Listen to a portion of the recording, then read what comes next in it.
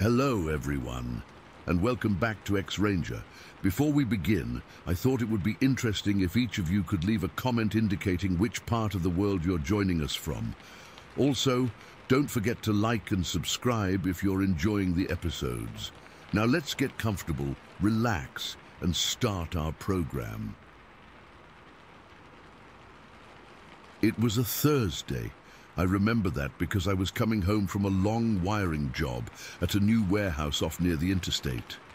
I was tired, the kind of tired that sits deep in your bones.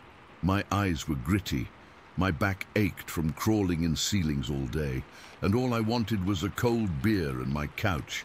This was back in, I want to say 2016, late October, so it was getting dark earlier.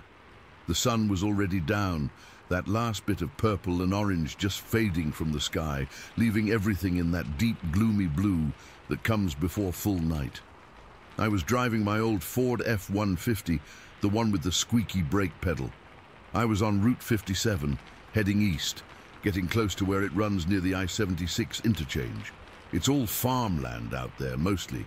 Big, open fields, some already harvested down to stubble, others still with corn standing brown and dry.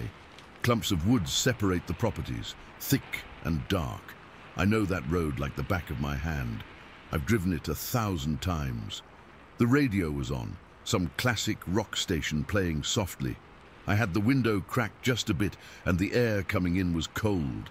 That sharp, clean smell of autumn, of dead leaves and damp earth. I was just driving, my mind kind of empty, just following the yellow lines, watching the headlights cut through the growing darkness. I passed the sign for Greenwich Road on my right. I remember glancing at it, thinking it was a weird name, like something from a Halloween story. That's when I saw it.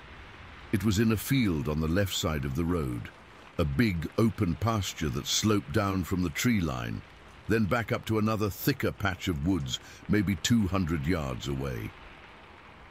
There was a clearing between two sections of trees, a kind of grassy lane connecting them, and something was moving through it. At first, my tired brain just registered movement, a deer probably, a big buck. I slowed down a little, just a natural reaction. But then my eyes focused and my brain, still lagging a second behind, tried to make sense of the shape. It was upright, walking on two legs, and it was huge. I mean, I've seen tall guys, I'm 6 feet even, and I've worked with guys who are 6'6", 6'7". This was nothing like that. This thing was, I don't know. My mind started scrambling for comparisons. A bear. But bears don't walk like that. They shuffle.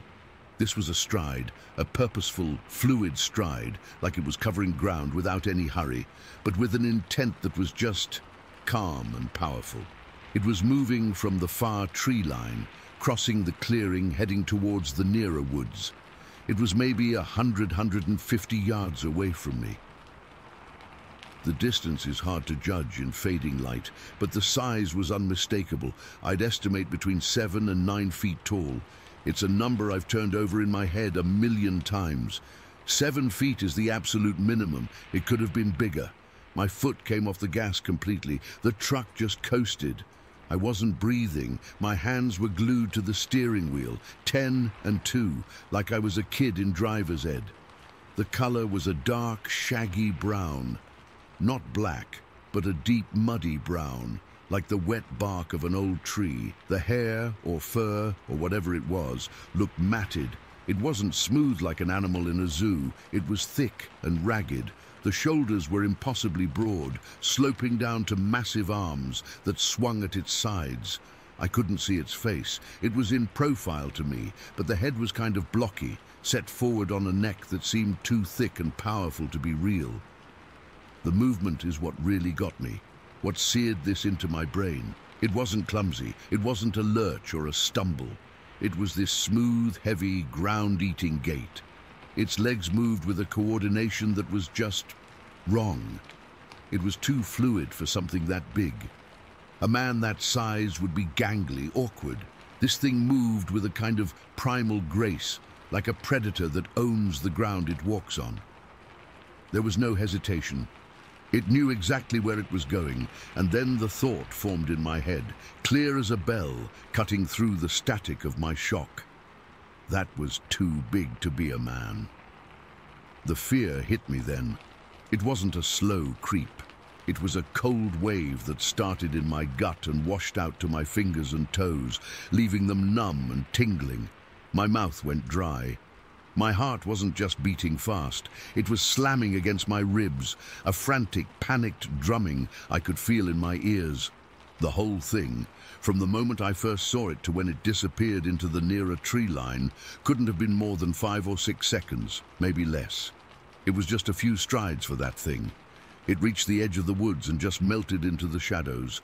1 second it was there, a massive, dark silhouette against the slightly lighter grass of the clearing, and the next, it was gone.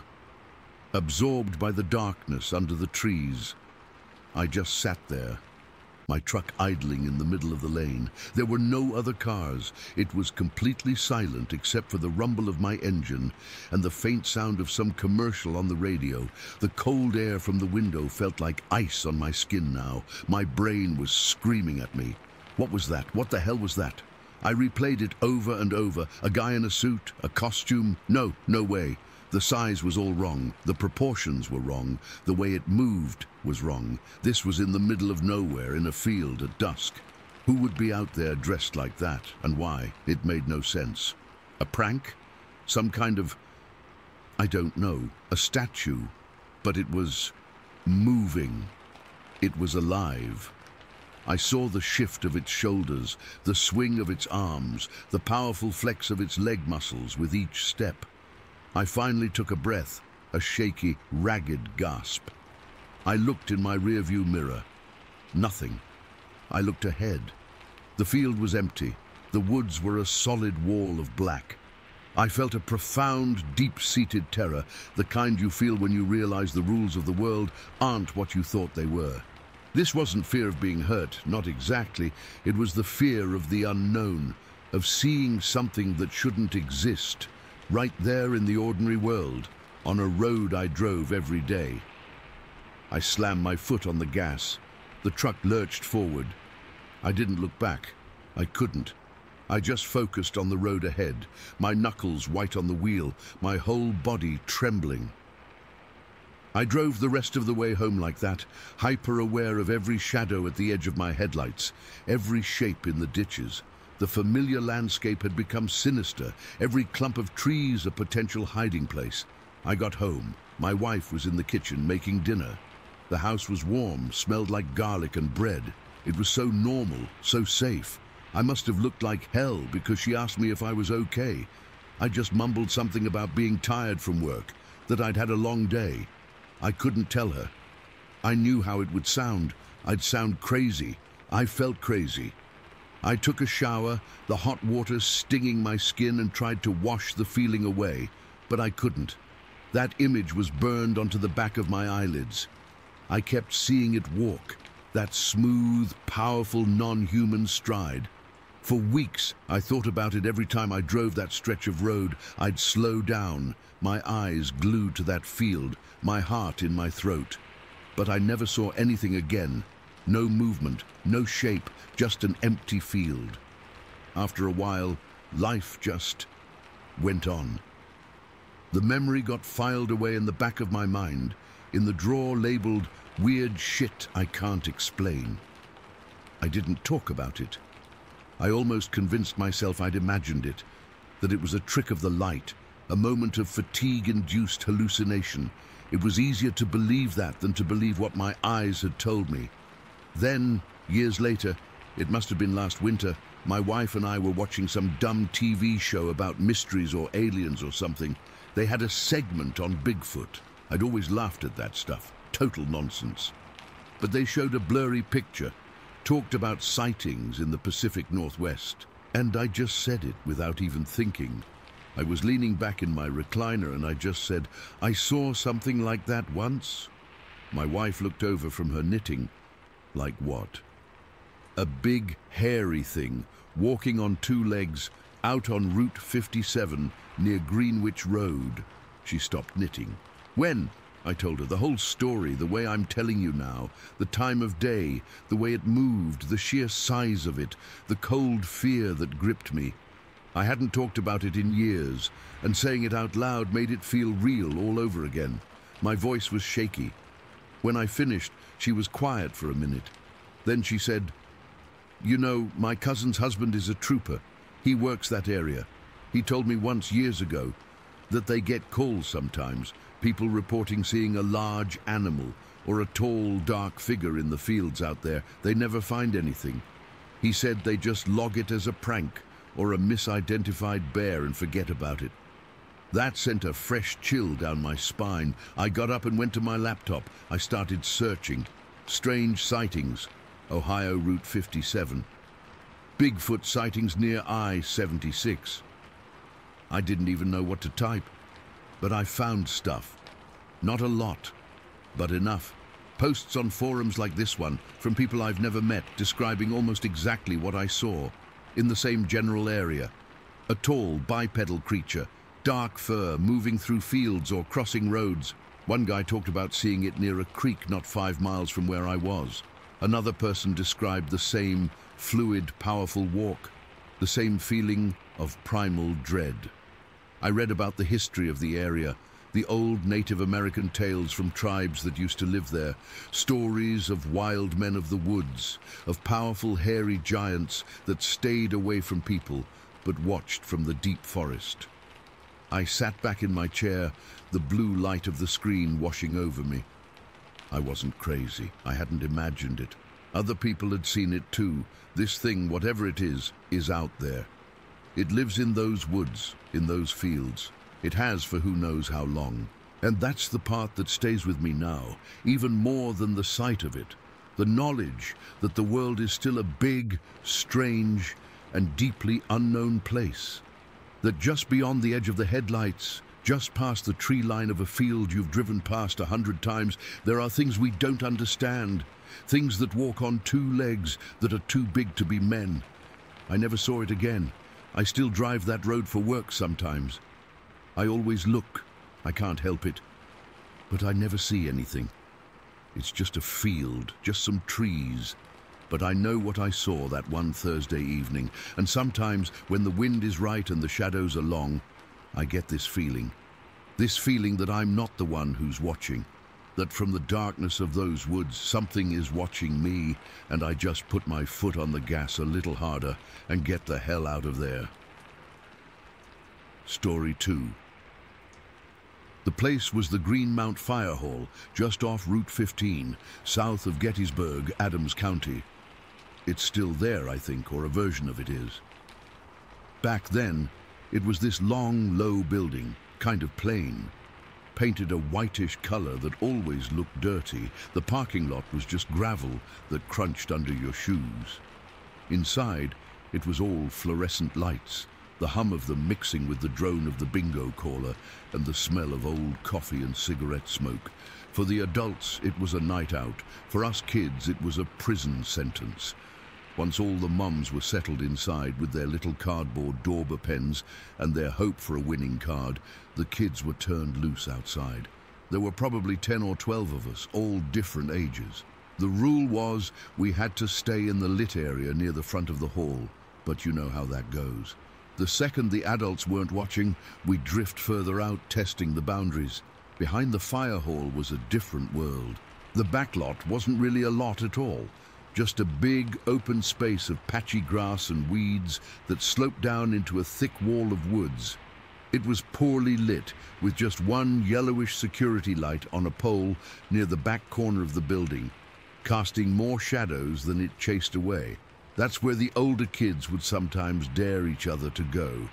That night, we were playing a big game of hide and seek, the kind where the seeker counts to 100, which feels like an eternity when you're a kid. I was determined to find the best hiding spot, the one nobody would ever think to check. I remember the air was warm and heavy, the kind of summer night that feels like a blanket. Crickets were chirping like crazy, a constant buzzing soundtrack. I drifted away from the laughter and shouts of the other kids near the front, drawn to the deeper darkness out back. Over in the far corner, tucked right at the edge where the weak light from the pole gave up completely, was this big wooden target box. I don't know what it was for originally. Maybe the firemen used it for archery practice or something. It was just a big, heavy, crudely built cube of weathered wood, about 4 feet tall and wide. Perfect. I squeezed myself into the narrow space between the back of the box and the line of trees. It was a tight fit. The ground was damp back there, and I could smell the rich, rotten scent of wet leaves and dark earth. The noises from the front of the hall were faint now, just distant, muffled sounds. It was just me, the crickets, and the deep, silent woods right behind me. I remember feeling a little thrill, a mix of pride at my great hiding spot and a low-level, childish fear of the dark. I crouched down, making myself as small as possible, and waited. I must have been there for 10, maybe 15 minutes, long enough for my legs to start feeling stiff. The game seemed to have moved on. I couldn't hear anyone nearby. I was just about to give up and sneak out, thinking I'd won by default, when I decided to shift my weight. My right foot was asleep, prickling with pins and needles. I pushed back with my shoulder to get some leverage to stand. That's when I bumped into it. It wasn't the hard, unyielding wood of the target box. It was solid, but it had a little give to it, like pressing against a heavy, leather-covered cushion, and it was warm, deeply, unnaturally warm. The heat bled right through the thin cotton of my t-shirt. My brain short-circuited. It just froze for a second, trying to process this information. What is behind me that's warm? The thought was slow, syrupy. The box was wood. The trees were trees. There was nothing back there but me and the woods. Then I spun around. The security light was behind it, so the thing was mostly a silhouette, a tall black shape that blotted out the little bits of deep purple sky I could see through the trees. But it was close, so close I could have reached out and touched it again if my arms hadn't been locked at my sides. It was tall. I was a pretty short 13-year-old, and this thing towered over me, well over 5 feet. It had a shape that was almost human. 2 legs, 2 arms, a torso, but it was all wrong. The shoulders were way too thick and bulky, sloping down into powerful-looking arms. Its legs were thick, like tree trunks, and it was covered in hair. Not fur, like a dog. This was long, coarse hair, hanging off its body. In the terrible, shadowy light, it looked dark brown or black, and I remember my mind seizing on the most bizarre comparison. It was like the hair on the legs of one of those big Budweiser Clydesdale horses, long, shaggy, and thick. But the worst part, the thing that really made my stomach drop right out of my body, was the smell. The second I turned around, this wave of odor hit me. It was overwhelming. It was a thick, heavy, musky stink, like a combination of a man who hasn't bathed in a month, mixed with the powerful, gamey smell of a rutting deer. It was an animal smell, a wild smell, but there was something vaguely, horribly human about it too. It was so strong it felt like it was coating the inside of my nose and my throat. I can almost smell it now, just thinking about it. I couldn't see its face. It was just a darker patch in the shadow of its head, but I could feel it looking at me. I could feel this attention on me, this presence. My heart wasn't just beating fast. It was slamming against my ribs like it was trying to escape.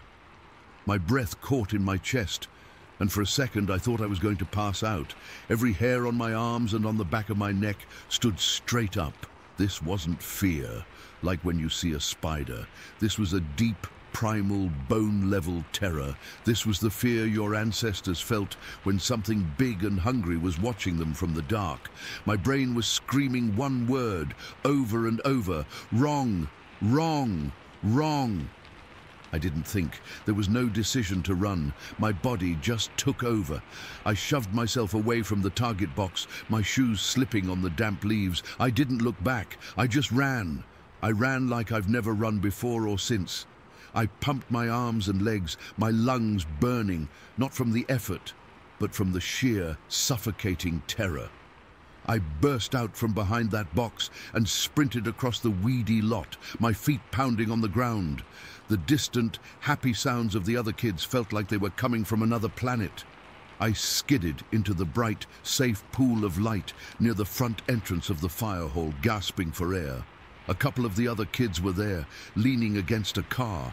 They saw my face and stopped talking. "What's wrong with you?" one of them asked. I was bent over, hands on my knees, trying to suck in enough air to speak. There's something back there," I finally managed to choke out. "Behind the target box, a monster." They just laughed. Of course they did. I was the kid who was always reading scary books, the one with a big imagination. "Yeah, right, sure there is," the older boy, Jimmy, said.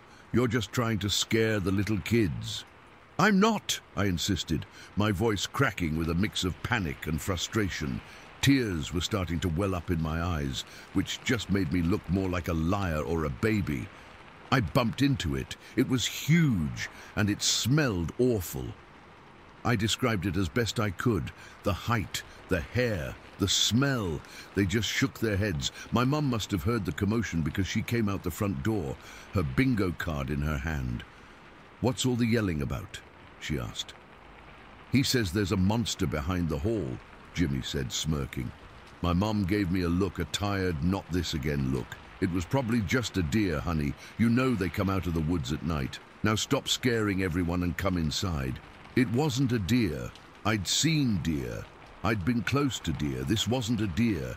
But the way they were all looking at me, the disbelief, the mild annoyance, it started to make me doubt myself. Maybe the shadows had played a trick on me. Maybe it was a big dog, a really, really big, smelly dog. The logic was weak, but I was desperate for any explanation that wasn't the terrifying reality my body still remembered. Finally, maybe just to shut me up, Jimmy and two other boys said they'd go look. They got a couple of big metal flashlights from one of their dad's cars. The beams were strong, cutting bright white paths through the darkness. I followed them, staying close behind, my heart still thumping hard. We walked around to the back of the hall.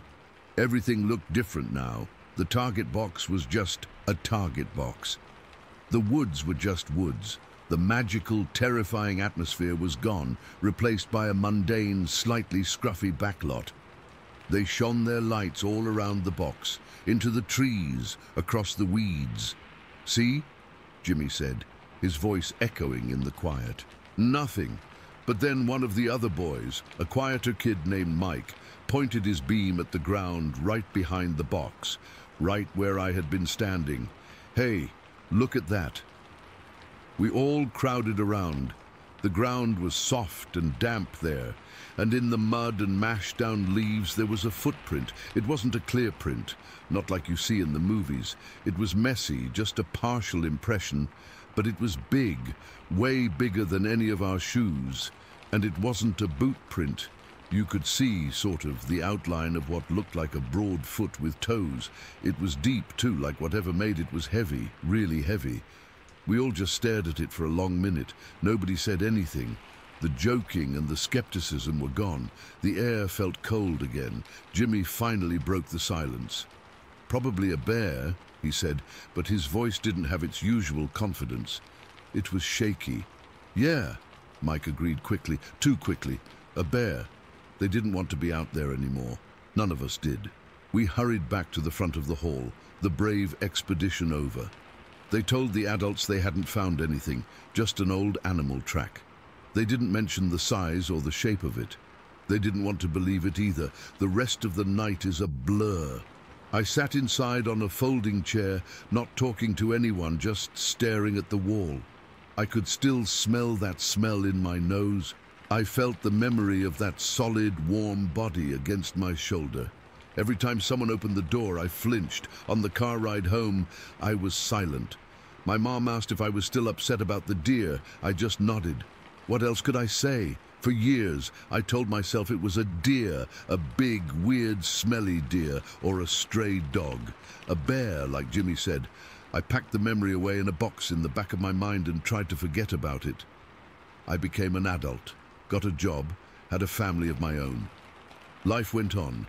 But the memory never really went away. It would pop up sometimes, unbidden. The feeling of that warmth, the silhouette of those massive sloping shoulders, that smell. It was always there, a quiet, unsettling hum in the background of my life. It wasn't until I was much older, watching some silly television show about Bigfoot, that it all came rushing back. They showed artists' sketches, described the reported smell, the build of the creature, and it was like a key turning in a lock. My stomach clenched, my palms got sweaty. The memory wasn't hazy or dreamlike anymore. It was sharp and clear and horrifyingly real. It wasn't a deer. It wasn't a dog. It wasn't a bear. I was 13 years old, hiding behind a target box at a fire hall in Pennsylvania, and I bumped into a Bigfoot. I was inches from it. I felt its body heat. I smelled its wild, musky stench.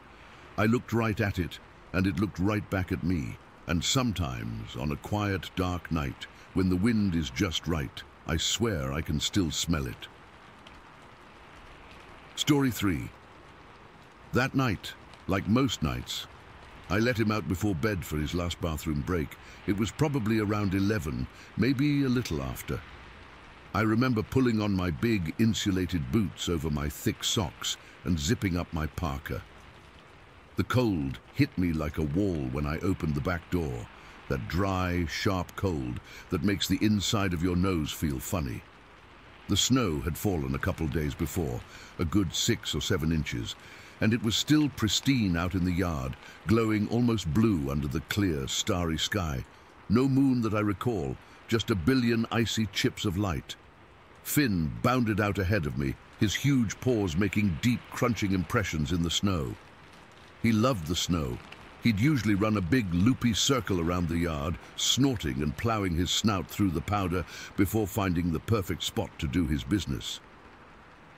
I stood on the back porch, the wooden planks creaking under my weight, my arms crossed tight against my chest. My breath plumed out in front of me in thick white clouds. It was so quiet, the kind of deep country quiet where you can hear the absence of sound, a low hum of nothingness. No cars, no neighbors, just the occasional crack of a tree branch from the woods, weighted down with ice.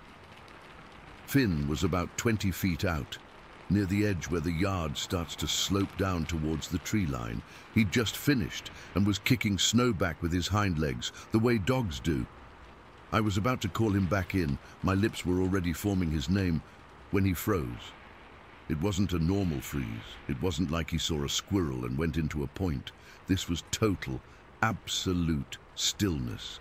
Every muscle in his massive body locked up. His head was cocked towards the woods. His ears, which are usually floppy, were pitched forward, tense. I remember thinking how strange it looked. This enormous creature suddenly turned into a statue. Then came the sound. It was a low growl, so deep it was more a vibration I felt in my own chest than something I heard with my ears. It wasn't a get away from my bone growl. This was different. This was a primal, bottom-of-the-well sound I had never heard him make before. It was a warning, a threat.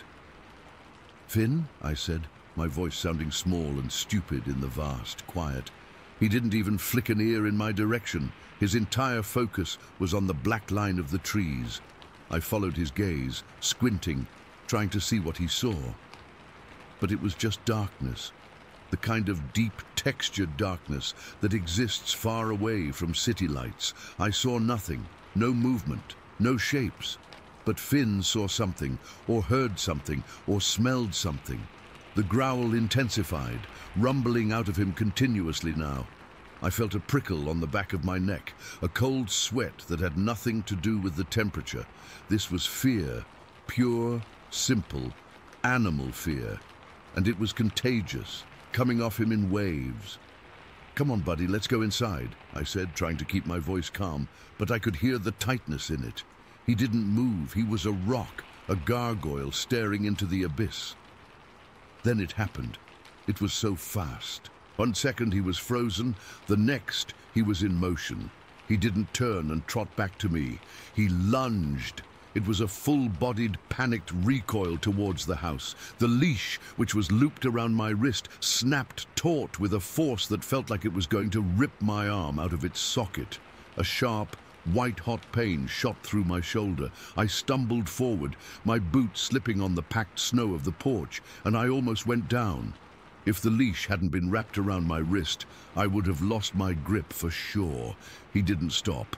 He dragged me the last few feet to the back door, his claws scrabbling frantically on the wooden porch. I fumbled for the doorknob, my heart hammering against my ribs like a trapped bird. My fingers were numb with cold and now with adrenaline, and I couldn't get a good grip. That moment, fumbling with that stupid brass knob, felt like an eternity. I kept expecting to feel a hand, a claw, something on my back. I finally got the door open and Finn exploded inside, nearly knocking me over in the process. I fell in after him, slamming the door shut and twisting the deadbolt with a final solid thunk. I stood there for a second, my back pressed against the door, breathing hard. The house was warm, but I was shaking uncontrollably. Finn wasn't pacing or whining. He was planted squarely in front of the closed door, his body rigid.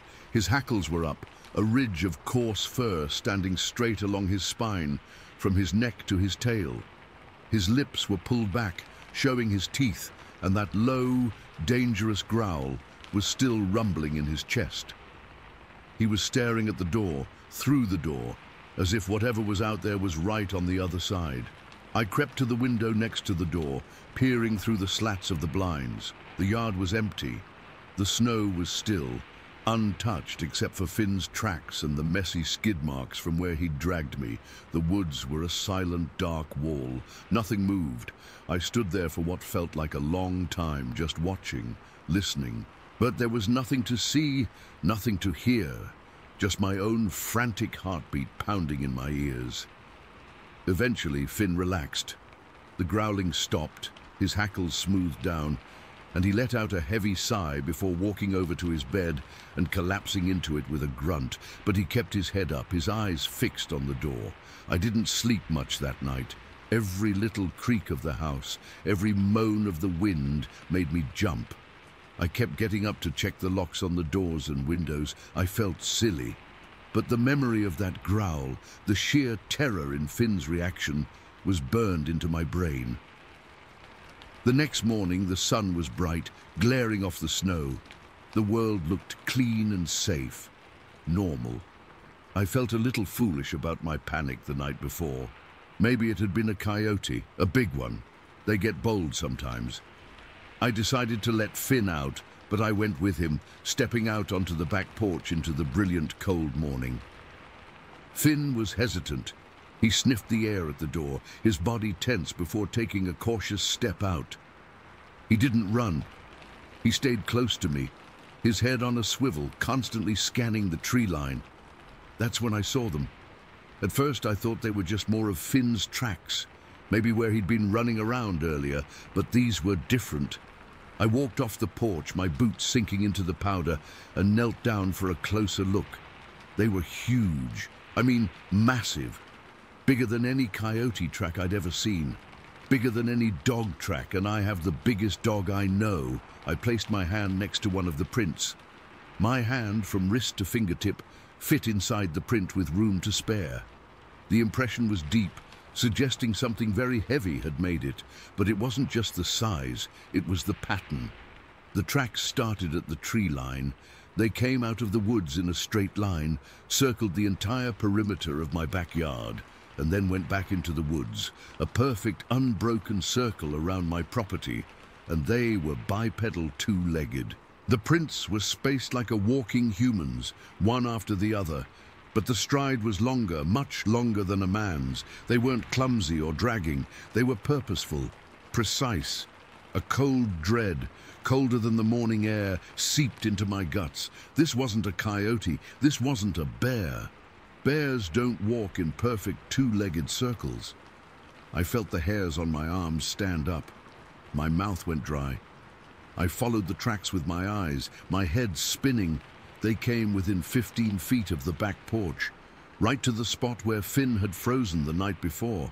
The snow was all churned up there from his panic and from where I'd almost fallen. But leading right up to that spot was a single clear print. It was pointed directly at the house, at us.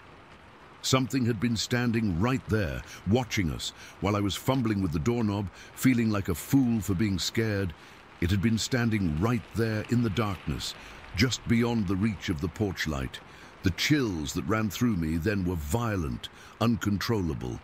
It was a full-body shudder. I felt exposed, violated. My safe place, my home, had been stalked, circled. I ran inside and grabbed my phone. My hands were shaking so bad I could barely work the camera. I went back out and took pictures, dozens of them, close-ups of the prints, showing the detail. There were what looked like toe impressions, but they were blurry, indistinct.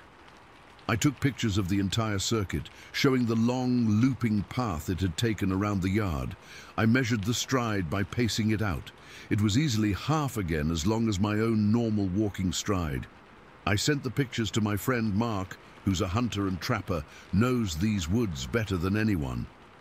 I didn't know what to say, so I just texted, "What made these?" He called me a few minutes later. His first words were, "Where did you take these?" "My backyard last night." He was quiet for a long time. I could hear him breathing. "Mike," he finally said, his voice low and serious, "I have no idea what that is. It's not a bear. It's not anything I've ever seen. The stride, the size." Then he said something that made my blood run cold.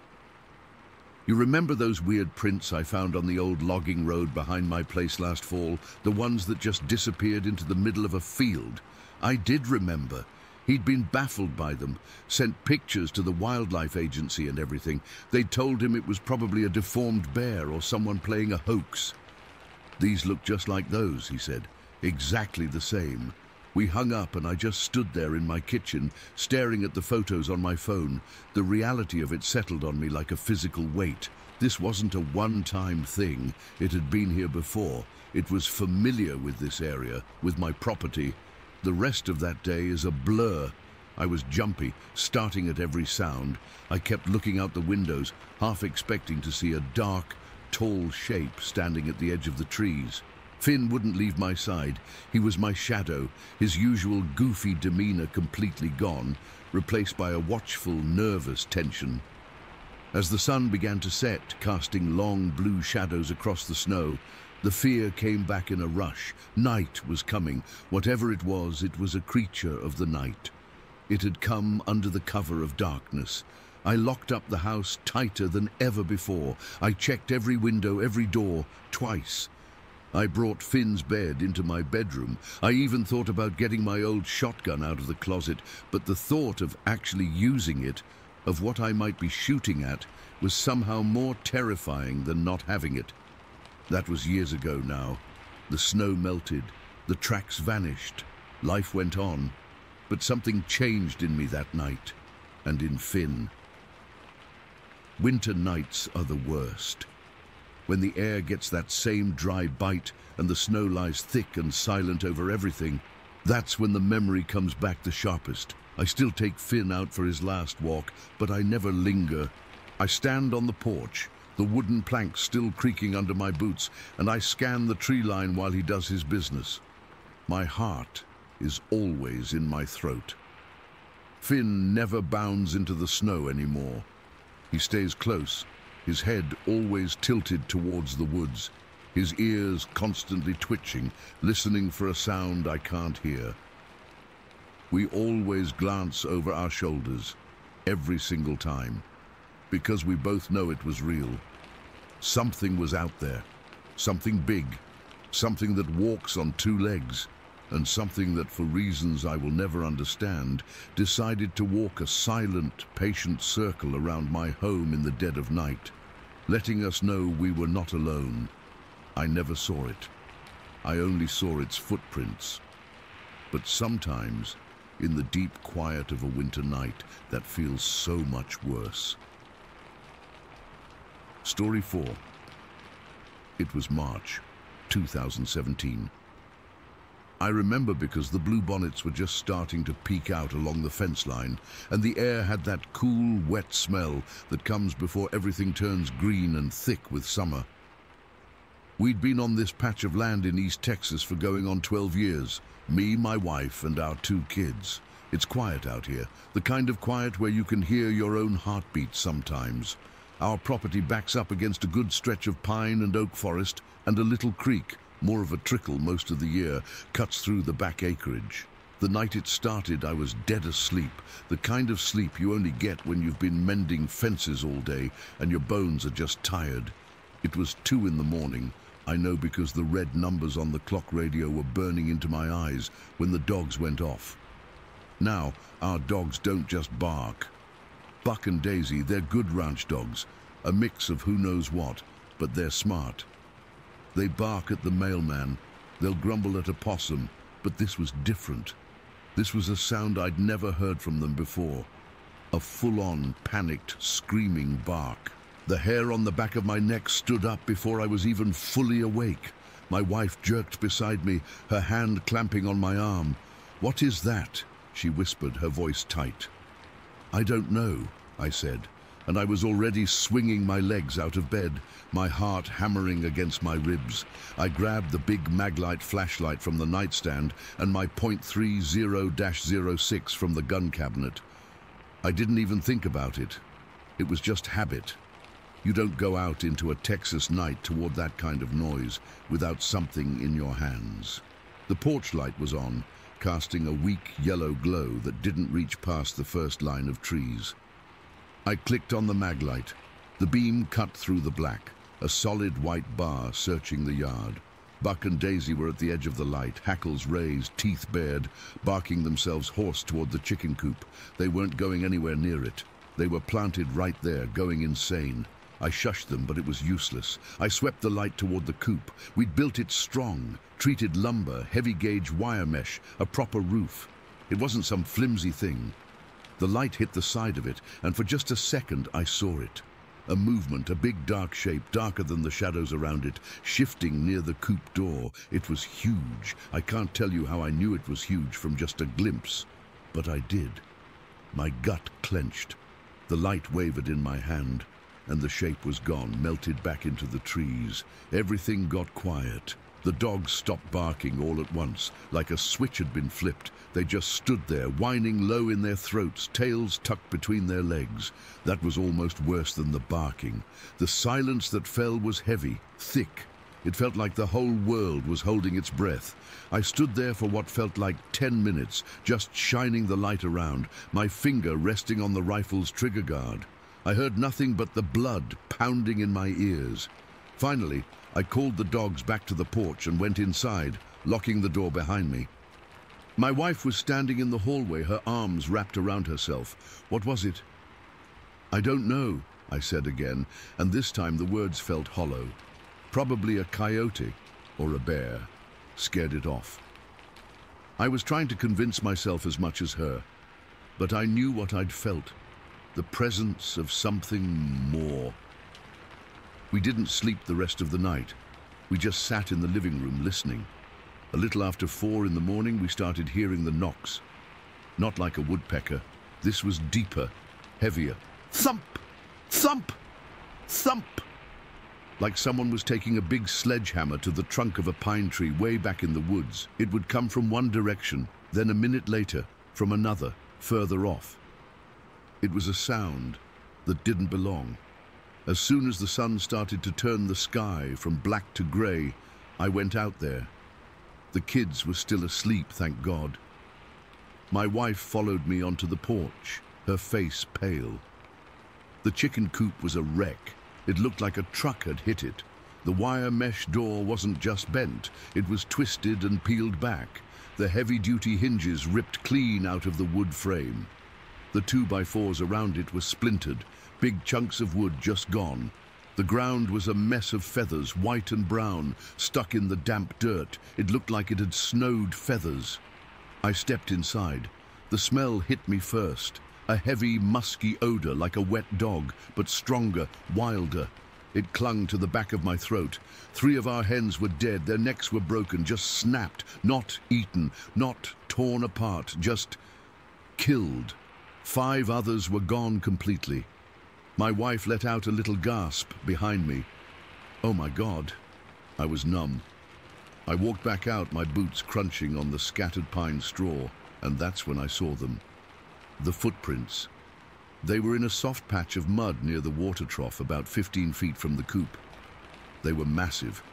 I'm a big guy, size 12 boot, and I put my foot next to one. It made my boot look like a kid's. They had to be at least 16 inches long. The shape was weird, kind of human-like, but wider, with a splayed-out look to the toes. The depth of them, whatever made them, was heavy, really heavy. My blood went cold. This wasn't a coyote. This wasn't a bear. Bears don't make footprints like that. I felt a primal fear, the kind that lives in your spine, wake up and start screaming. Get inside, I said to my wife, my voice low. Lock the door, now. She didn't argue. She just went. I stood there looking at those tracks. They led away from the coop, toward the tree line. I had my rifle. I had the flashlight, even though it was dawn.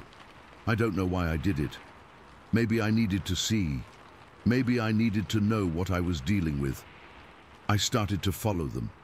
The tracks were easy to see, pressed deep into the soft earth and the bed of brown pine needles. They moved in a straight line, purposeful. I walked maybe 50 yards into the woods, the trees closing in around me. The light was still dim under the canopy. It was quiet, the way it is in the deep woods, just the sound of my own breathing and my footsteps. And then I saw it. It was about 70, 80 yards ahead of me, standing in a small clearing where the morning sun was cutting through the trees. It was just standing there, sideways to me. It was tall, I'm 6 feet even, and this thing had to be over 8 feet tall, maybe more. It was covered in thick, matted brown hair, like a grizzly bear's coat, but longer in places. The shoulders were impossibly broad, sloping down to massive arms. It was holding 2 of our chickens. They were alive, clutched under its left arm, just tucked there, like a man might carry a couple of feed sacks. It was so casual, so calm. My breath froze in my lungs. I couldn't move. I just stood there, half hidden behind a big pine tree, my knuckles white on the rifle stock. It turned its head. It looked right at me. The eyes. They were small for the size of its head, and they were a dark, intelligent brown. They weren't animal eyes. There was a knowing in them. It looked at me for what felt like an hour, but it was probably only 2 or 3 seconds. There was no aggression, no fear, just this calm, ancient assessment, like it was sizing me up and deciding I wasn't worth the trouble. Then it turned its head back, facing the woods again. It took a step, then another. Its walk was smooth, not a clumsy shuffle. Powerful. It just walked, leisurely, into the thicker trees and vanished from sight. It never made a sound. The smell hit me then, carried on a slight breeze. That same musky, wild odor from the coop, but 100 times stronger. It was so potent it made my eyes water. I stood there for a long time, just shaking. The image of it just standing there so damn calm with my chickens under its arm was burned into my brain. I stumbled back to the house. My wife took one look at my face and knew. I called my cousin, who works for the sheriff's department over in the next county. He came out a few hours later, took one look at the coop and whistled. He took pictures of the footprints with his phone, measured them. He poked around the woods for a bit. Probably some kids, he said finally, wiping his hands on his pants. A prank, you know how they are. Got some big boots, made a mess. Kids didn't make those tracks, Tom, I said, my voice flat. And kids aren't 8 feet tall. He gave me a look, a sort of pitying smile. You were probably just spooked, seeing things in the dark. A big shadow, maybe it was a bear, a big one. I didn't argue. What was the point? He hadn't seen its eyes. He hadn't smelled that smell. He left, and we were alone again. We spent the rest of the day trying to clean up, nailing plywood over the coop hole, but our hearts weren't in it. We both knew plywood wasn't the answer. That night, we heard it again. The knocks. Thump, thump. And this time, there were grunts. Deep, guttural sounds that seemed to vibrate right through the walls of the house. It wasn't close, but it was there, letting us know it was still around. The dogs didn't even bark. They just crawled under the kitchen table and shivered. The next day, I went into town and bought every bit of heavy-duty steel fencing and motion sensor light I could find. I spent a week building a new enclosure for the chickens and the goats, a fortress of steel posts and thick wire. I put up lights all around the barn and the house, lights that would turn the night into day if anything bigger than a rabbit moved. And it worked. The knocks stopped. The grunts stopped. Nothing else got taken. On the surface, life went back to normal, but it didn't. Not really. I'm still haunted by it. Not by the destruction or the dead chickens. I'm haunted by the way it just stood there, by its quiet, immense strength, by the simple, terrifying fact that it was so close to my home, to my family, and it didn't care that I was there. It just looked at me and walked away. It was so much more powerful than me, and it knew it. That's what stays with me, what keeps me from walking out to the woodline after dark. That eerie, intelligent calm, the realization that we were never really alone out here, and that the things living in those woods are a lot bigger and a lot smarter than we ever wanted to believe. Story 5. Okay, so I've never posted anything like this before. I usually just read these stories and move on. But what happened to me in September of 2018, out near Forks, Washington, is something I can't keep to myself anymore. I need to get it out there, if only to see if anyone else has felt that same specific kind of fear, the kind that doesn't just scare you but changes something in you, right down in your bones. It was the middle of September, a Saturday. The air had that crisp, clean smell that comes right before the rain really sets in for the fall. I'd been out since just after lunch, parked my truck on an old logging road and hiked a good couple miles in to a spot I'd scouted a few weeks prior. It was a good spot, a nice clearing with a lot of deer sign, and I'd set up my climbing stand in a big fir tree on the edge of it. I remember feeling good, you know, just a guy alone in the woods, doing what he loves. The world made sense. I'd been in the stand since about 2 in the afternoon, saw a few does, let them pass. I was waiting for a buck. The sun started to dip below the trees, and that's when the woods get quiet. Not just quiet, but a heavy, waiting kind of quiet. The birds stop chirping, the squirrels vanish. You notice it, but you don't think much of it. It's just dusk. I was scanning the tree line across the clearing when I saw the first movement. It wasn't a deer. Deer move with a certain grace, even when they're spooked. This was different. It was big, and it was moving upright. My brain, it tried to file it away as a bear at first. We have black bears around here. They stand up sometimes, but this was wrong. It was too tall, way too tall, and the proportions were all off. It was covered in this shaggy, dark brown hair, almost black in the fading light. It was walking, not on all fours, but on 2 legs, stepping over a fallen log like a man would, but with this powerful, fluid stride that was just not human. My breath caught in my throat. I froze, my hand tightening on my rifle. I remember the cold feel of the synthetic stock against my cheek. I didn't move a muscle. I just watched it move through the shadows of the ferns and cedars. It was maybe 70, 80 yards away, and then I saw the second one. It came out from behind a thicket of salmonberry bushes, slightly smaller than the first, but built the same way. Massive shoulders, long arms that swung as it walked. They didn't seem to see me at first. They were just moving, purposeful, like they were going somewhere. Then the big one stopped. It just froze. Its head, which was kind of conical and set right on its shoulders without much of a neck, turned slowly, and I just knew it was looking right at my tree. My heart started hammering against my ribs so hard I thought it would give me away. I was wearing a safety harness, thank God, because my legs suddenly felt like water. The big one let out this low sound. It wasn't a growl, not really. It was more like a deep, rumbling groan, the kind of sound you feel in your chest more than you hear with your ears. The smaller one answered with a higher-pitched chuffing noise. Then they started towards me. They didn't run. They just walked, closing the distance with that same unsettling, confident gait. I fumbled with my rifle, bringing it up, but my hands were shaking so bad I could barely get the scope to my eye. Through the lens, I could see the details I didn't want to see.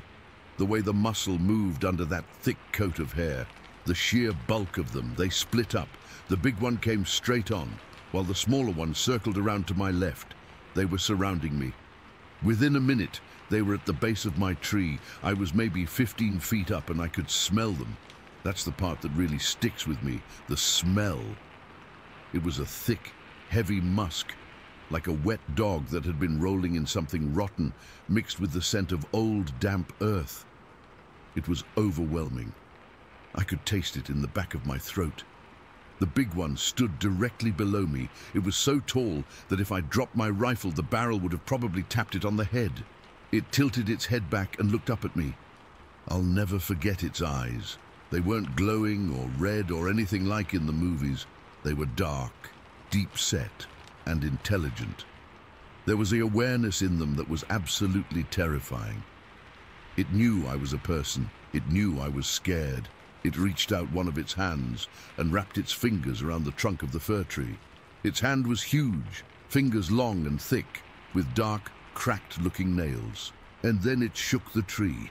It wasn't a little shake. It was a violent, powerful jerk. The whole world suddenly lurched. My stand groaned and creaked. I grabbed onto the trunk with my free hand, my fingernails digging into the bark, sure I was about to be thrown to the ground. I let out a gasp. I couldn't help it. The thing below me made that low, rumbling sound again, like it was pleased. The smaller one was pacing back and forth, its footsteps heavy and quiet at the same time. Just a soft thump on the needle-covered ground. It was watching me, its head tracking my every tiny movement. I was trapped, completely and utterly trapped. I had a rifle, a .3006, a round that could drop an elk, and I felt like I was holding a toy. The big one shook the tree again, harder this time. A wave of pure, undiluted panic shot through me. This was it. They were going to knock me out of this tree. I didn't think. I just acted. I shoved the rifle over the side of the stand, didn't even really aim, and pulled the trigger. The blast was deafening in the quiet woods. The recoil slammed the stock into my shoulder. The big creature let out a roar, a real proper roar this time. A sound of pure agony and rage that was so loud it felt like it was tearing the air apart. It stumbled back from the tree, clutching at its shoulder. In the dim light, I could see a dark, wet patch spreading through the hair on its left side. I'd hit it. For a second, there was silence. The ringing in my ears faded, and all I could hear was the heavy, ragged breathing of the wounded thing below me. And then the smaller one went crazy. It didn't come for the tree. It didn't charge. It just screamed. It was a high, piercing shriek that cut right through me, and it bent down, scooping up a rock the size of a softball. It threw it with an underhand motion, like a pitcher. But with so much force, I heard it whistle through the air. It slammed into the metal platform of my stand with a loud clang that vibrated up through my boots. Then another rock came, this one hitting the trunk right next to my head, spraying bits of bark into my face. I ducked down, curling into a ball as best I could in the stand, my arms over my head. Rocks and chunks of deadfall started raining down on me. They weren't just throwing randomly, they were aiming. A rock hit the back of my shoulder, and a sharp, hot pain exploded through my arm. I cried out. Another one glanced off my helmet, and then, from the forest all around us, came the answers. More of those low groans, those chuffing sounds and other noises I can't even describe. High-pitched wails, deep, guttural clicks. They were everywhere, in the trees, in the shadows. There weren't just two of them. There was a whole group. A family, a tribe. I was surrounded by them. The rock throwing stopped. The wounded one was still on the ground, making pained, huffing sounds.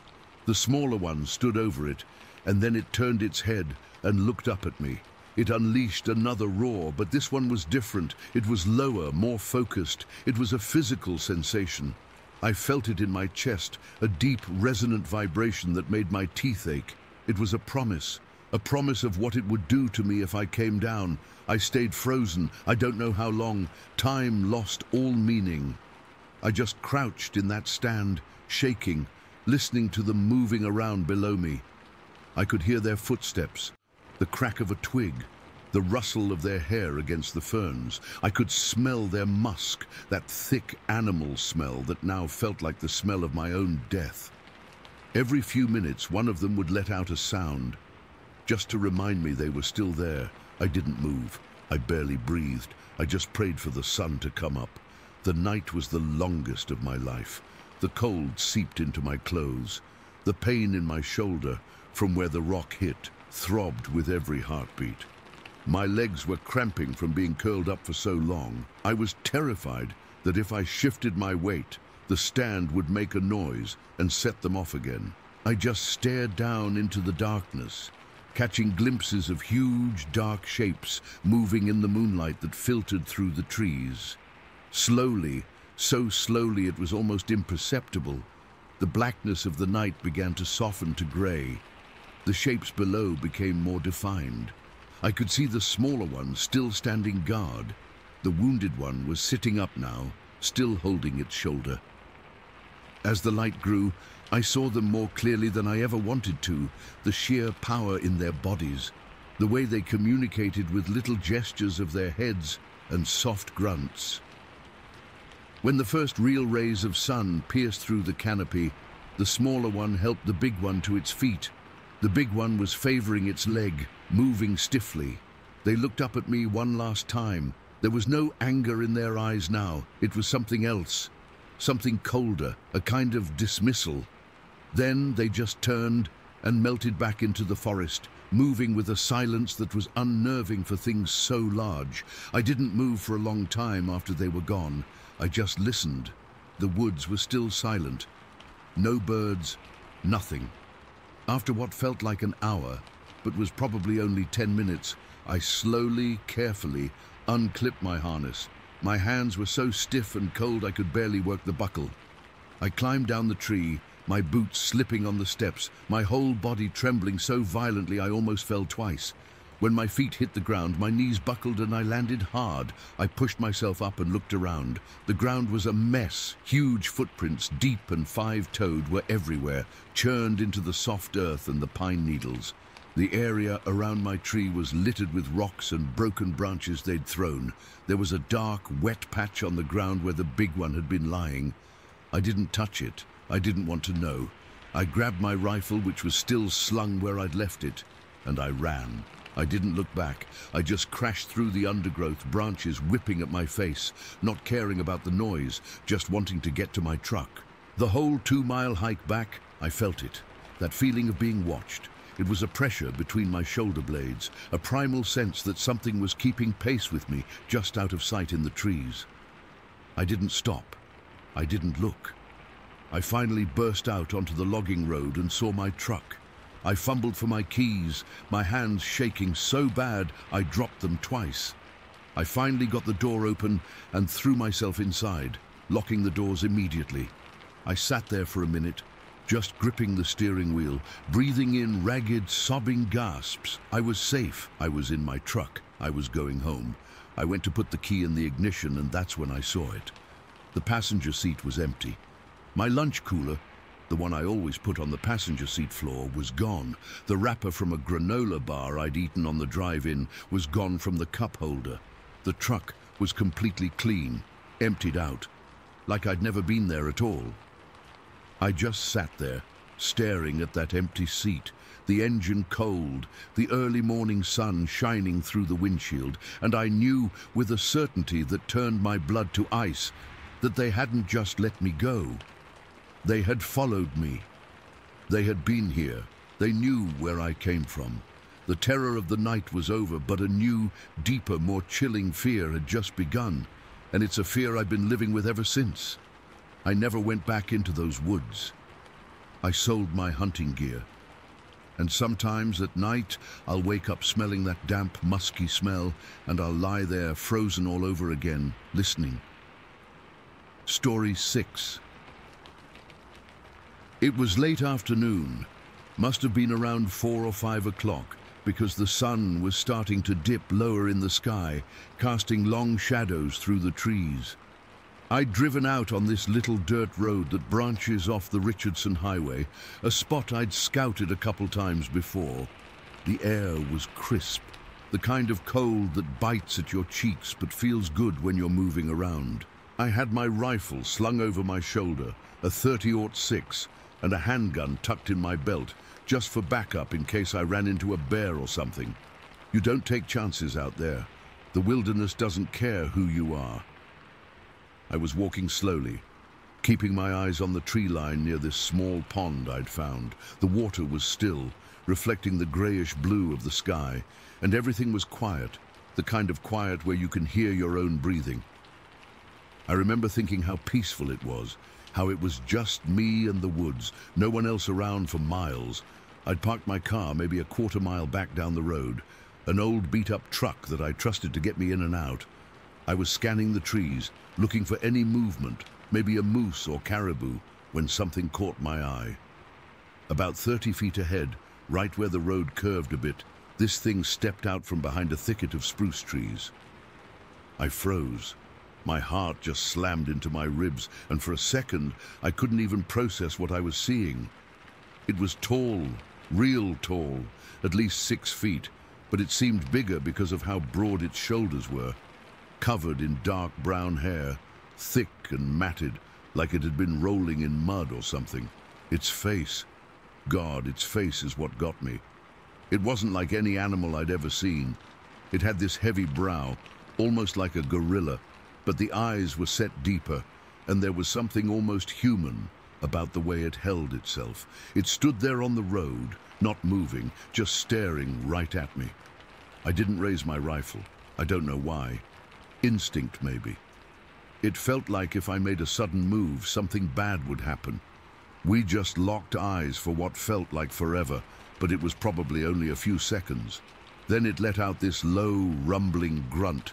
The sound vibrated in my chest, deep and guttural, like nothing I'd heard before.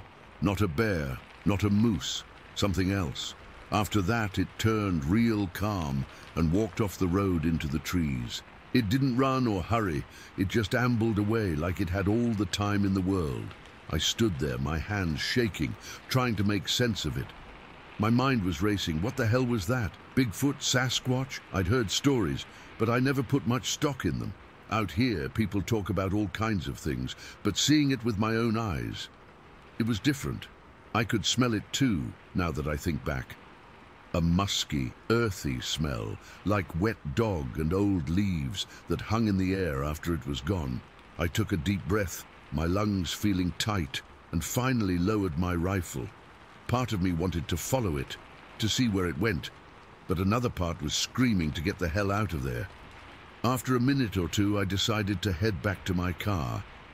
I figured I'd had enough hunting for one day. My legs felt weak, like jelly, and I had to force myself to start walking. The road was uneven, covered in gravel and patches of mud, and I kept my eyes darting around, half expecting to see it again. That's when the sound started. At first, it was just a faint cracking noise, like someone stepping on a branch. I stopped, listening hard. Then another crack, this time from the other side of the road. My skin prickled, and I felt a cold sweat break out on my forehead. I gripped my rifle tighter, my knuckles going white. Then came the vocalizations, low whoops that started deep and rose into high-pitched moans. It wasn't just one. It sounded like there were multiple things out there, on both sides of me, echoing through the trees. The whoops would start low, almost like a groan, then climb up into this eerie, wailing sound that made the hair on my arms stand up. I picked up my pace, walking faster now, my boots crunching on the gravel. Every few steps I'd hear another branch snap, closer this time. The sound seemed to be moving with me, keeping pace. I glanced over my shoulder, but I couldn't see anything, just shadows and trees. The sun was lower now, casting everything in a dim, golden light, but it made the woods feel darker, more menacing. My heart was pounding so hard I could feel it in my ears, a steady drumbeat of fear. I started talking to myself under my breath, stupid stuff like, just get to the car, just get to the car. But the sounds kept coming, sometimes from the left, sometimes from the right, like they were surrounding me. I remembered reading somewhere that animals sometimes vocalize to communicate, but this didn't sound like any animal I knew. It was too coordinated, too purposeful. The whoops and moans would overlap, creating this chorus that felt like it was closing in. I could hear the rustling of leaves, the heavy thud of something moving through the underbrush. Once, I thought I saw a dark shape shift between the trees to my right, but when I turned my head, it was gone. My breath was coming in short gasps, and I had to fight the urge to run. Running felt like it might trigger something, like I'd be admitting I was prey. The road seemed longer than I remembered. Every step felt like it took forever, and I kept checking behind me, my neck stiff with tension. I could feel the weight of my handgun against my hip, but I didn't draw it. Something told me that if I showed aggression, it might make things worse. The sounds were getting louder, more frequent. One of the whoops cut through the air so sharp it made me jump, and I almost stumbled on a rock. I caught myself, my palms sweaty against the rifle stock. As I got closer to where I'd parked, the vocalizations shifted. They became more guttural, with these low growls mixed in. I heard what sounded like something big moving through the bushes not far from the road, and the cracking of branches was so loud it echoed. I risked a look to my left and saw a patch of tall grass swaying, like something had just passed through. My mouth went dry and I could taste the fear, metallic and sharp. I started jogging, not quite a run, but fast enough that my lungs burned.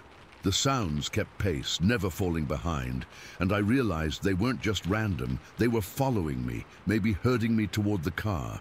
When I finally saw my truck up ahead, relief washed over me so strong I almost cried. But it was short-lived. As I got within 50 feet or so, the sounds intensified. A series of high-pitched moans came from directly behind me, so close I spun around, rifle raised. Nothing there, just empty road and trees. My hands were trembling so bad I could barely keep the rifle steady. I forced myself to turn back and hurry to the driver's side. Fumbling with the keys, I dropped them once on the ground. I snatched them up, my fingers numb with cold and fear. The door creaked open, and I slid inside, slamming it shut behind me. I locked it immediately, my breath fogging up the windows. For a second, I just sat there, heart hammering, listening. The sounds outside hadn't stopped. I could still hear the whoops and moans, though they seemed a bit farther away now. I rolled down the window a crack, just enough to hear better, and the cold air hit my face. The vocalizations were still there, drifting through the trees, but they were fading, like whatever was out there was moving off. I started the engine, the rumble of the truck feeling loud in the silence. I didn't wait. I threw it into gear and pulled out, driving back toward the highway as fast as I could on that dirt road. Gravel kicked up under the tires, and I kept checking the rearview mirror, half expecting to see something chasing me. But there was nothing, just the empty road and the darkening woods. By the time I reached the Richardson Highway, the sounds were gone, and the sun had almost set. I pulled over for a minute just to catch my breath. My hands were still shaking, and I had to grip the steering wheel to steady them. I sat there for what felt like a long time, staring out at the highway, cars occasionally passing by. Normal life, going on like nothing happened, but I knew something had, that creature, those sounds. It wasn't just my imagination. I could still smell that musky scent in my clothes. and my ears were ringing with the memory of those whoops. I never went back to that spot. Never told many people about it either. Who'd believe me? Even now, all these years later, I get chills thinking about it. What were those things? Why did they let me go? I don't have answers, and I probably never will. All I know is that day, out there in the Alaskan wilds, I stumbled into something I wasn't supposed to see, and it left me with an unease that's never really gone away. Sometimes, when I'm out in the woods, I'll hear a branch crack or a strange sound, and my heart jumps right back to that afternoon. I just drive away, faster than I should, and try to forget. But I never really do. Story 7. Okay, I'll do my best to write this for you. Just so you know, I'm still pretty shaken up even thinking about it, and it's been a couple of weeks now. I haven't told many people because, well, who'd believe me? But this seems like the place where folks might get it.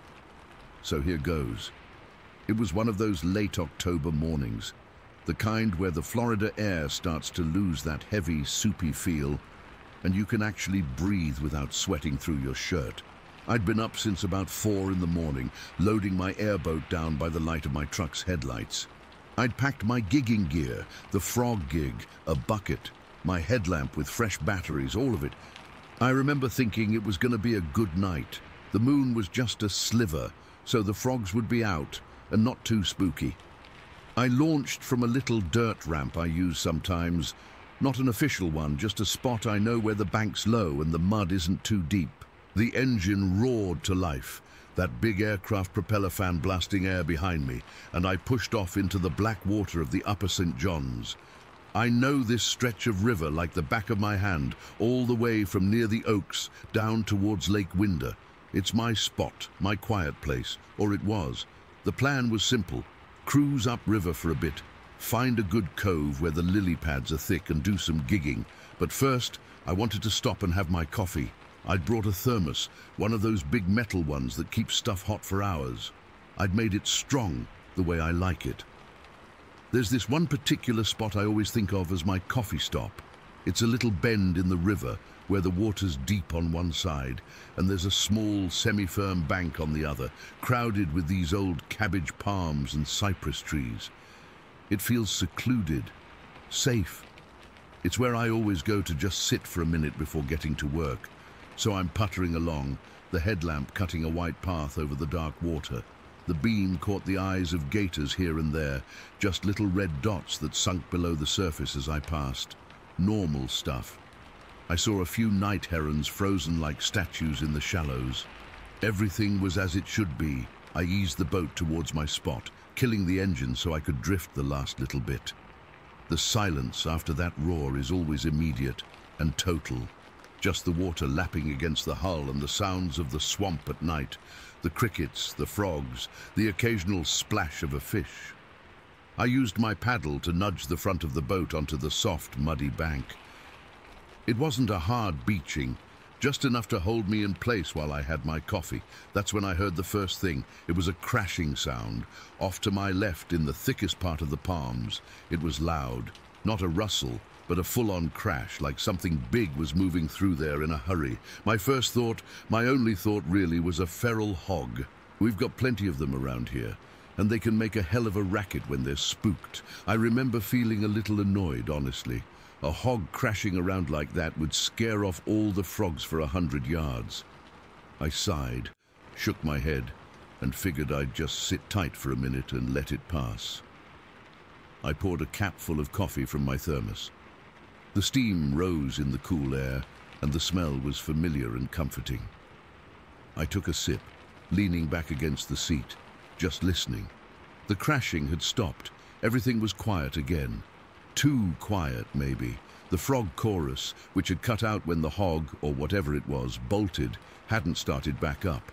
The swamp was holding its breath. I finished my coffee and decided I might as well get set up. I stood up, my boots making a soft, squelching sound on the wet floor of the boat. I was facing the bank, looking at my gear, when I heard the sound behind me. It wasn't in the palms anymore. It was closer, much closer. It was on the bank, right behind the boat.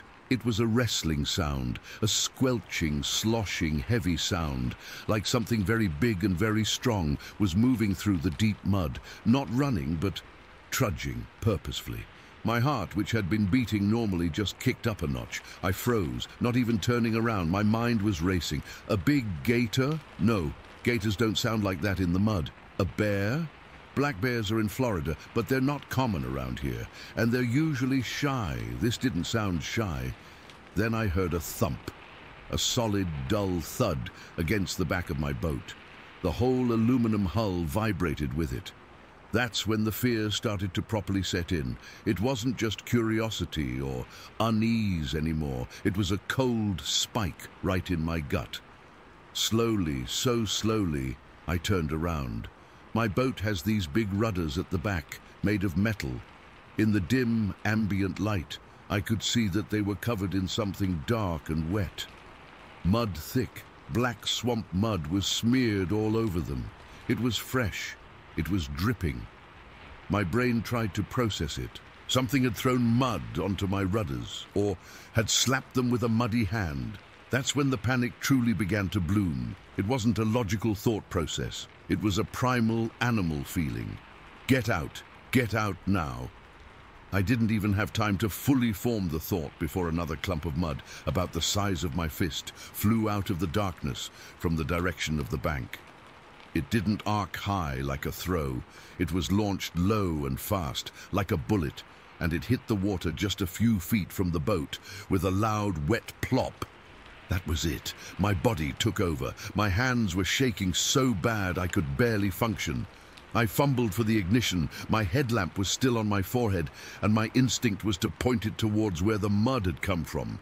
I swung my head around, and the bright LED beam cut through the darkness, illuminating the wall of cabbage palms and ferns. And that's when I saw it. The beam landed right on a face. It was maybe 20-25 feet away, half hidden behind the trunk of a palm, but it was looking right at me. It wasn't a hog. It wasn't a bear. It wasn't a human. It was large. The head was big and kind of cone-shaped, with hair, coarse, dark, matted hair covering it. But the face, the skin around the eyes and the muzzle, what I could see of it, was dark, like leather, but it was hairless. And the eyes. Oh God, the eyes. They caught the light from my headlamp and reflected it back at me, two bright, shining red-orange discs, like a cat's eyes, but bigger, much bigger. It wasn't a snout like an animal. It wasn't a flat face like a person's. It was something else, something in between, a non-human visage. That's the only way I can describe it. It was intelligent. It was looking at me, studying me, and there was nothing in that gaze that I recognized from any creature I'd ever seen. It wasn't curious, it wasn't aggressive, it was just there, and it was aware of me in a way that felt ancient and cold. I froze. My blood turned to ice water. I couldn't move. I couldn't breathe. I was just locked in place, staring at this thing that was staring back at me. The world had shrunk to the circle of my headlamp, and that face in the shadows, the sound of the crickets, the river, my own heart, it all just vanished. There was only a silent, screaming terror. I don't know how long I stood there. A second, 5 seconds. It felt like an hour. Then some deep survival instinct in my lizard brain overrode the paralysis. My senses came back in a dizzying, nauseating rush. The sound of the swamp crashed back into my ears, the feel of the cold, damp air on my skin, the smell of mud and gasoline. I screamed. I don't even remember deciding to do it. It was just a raw, strangled noise that ripped out of my throat. My hands, which had been frozen on the ignition key, twisted it. The engine coughed, sputtered, and for one heart-stopping second, I thought it wouldn't start. Then it roared to life.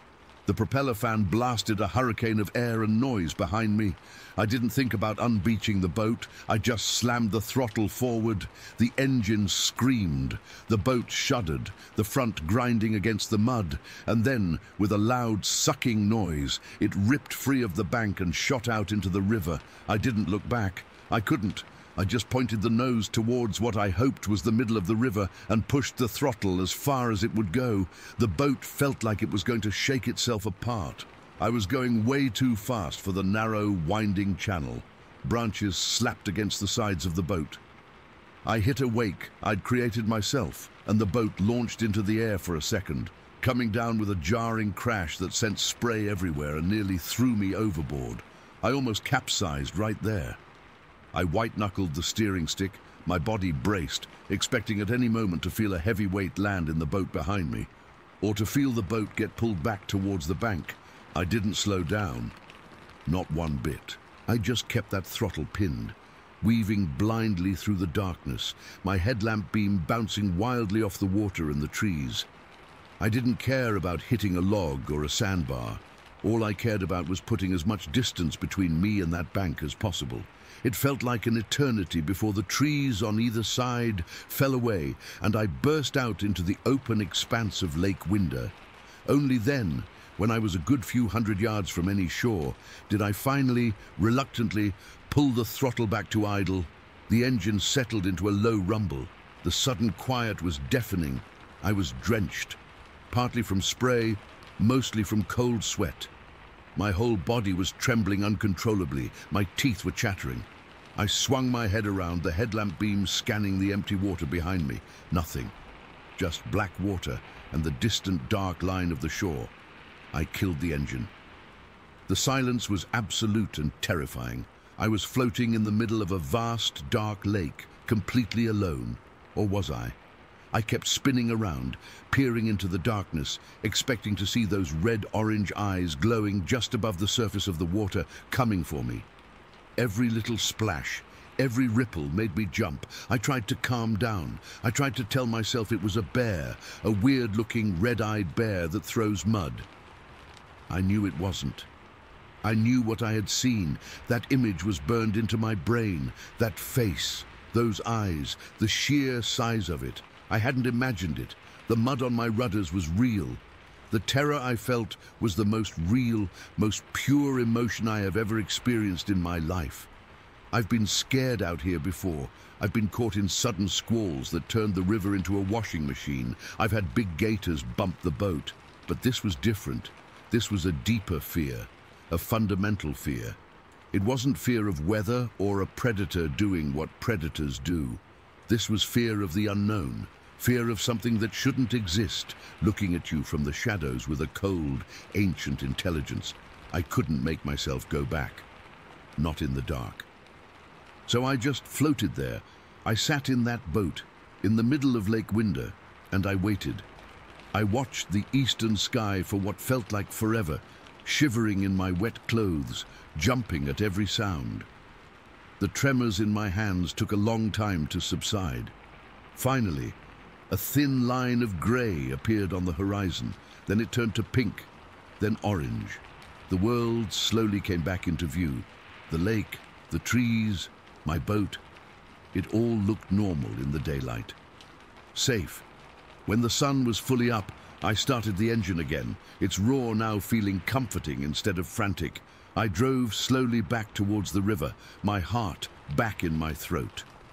I approached the spot from the water, keeping my distance. I could see the scuff marks in the mud where my boat had been beached. I could see the deep, heavy footprints, huge, man-like but not man-like footprints, churned into the mud on the bank, leading right up to where the back of my boat had been.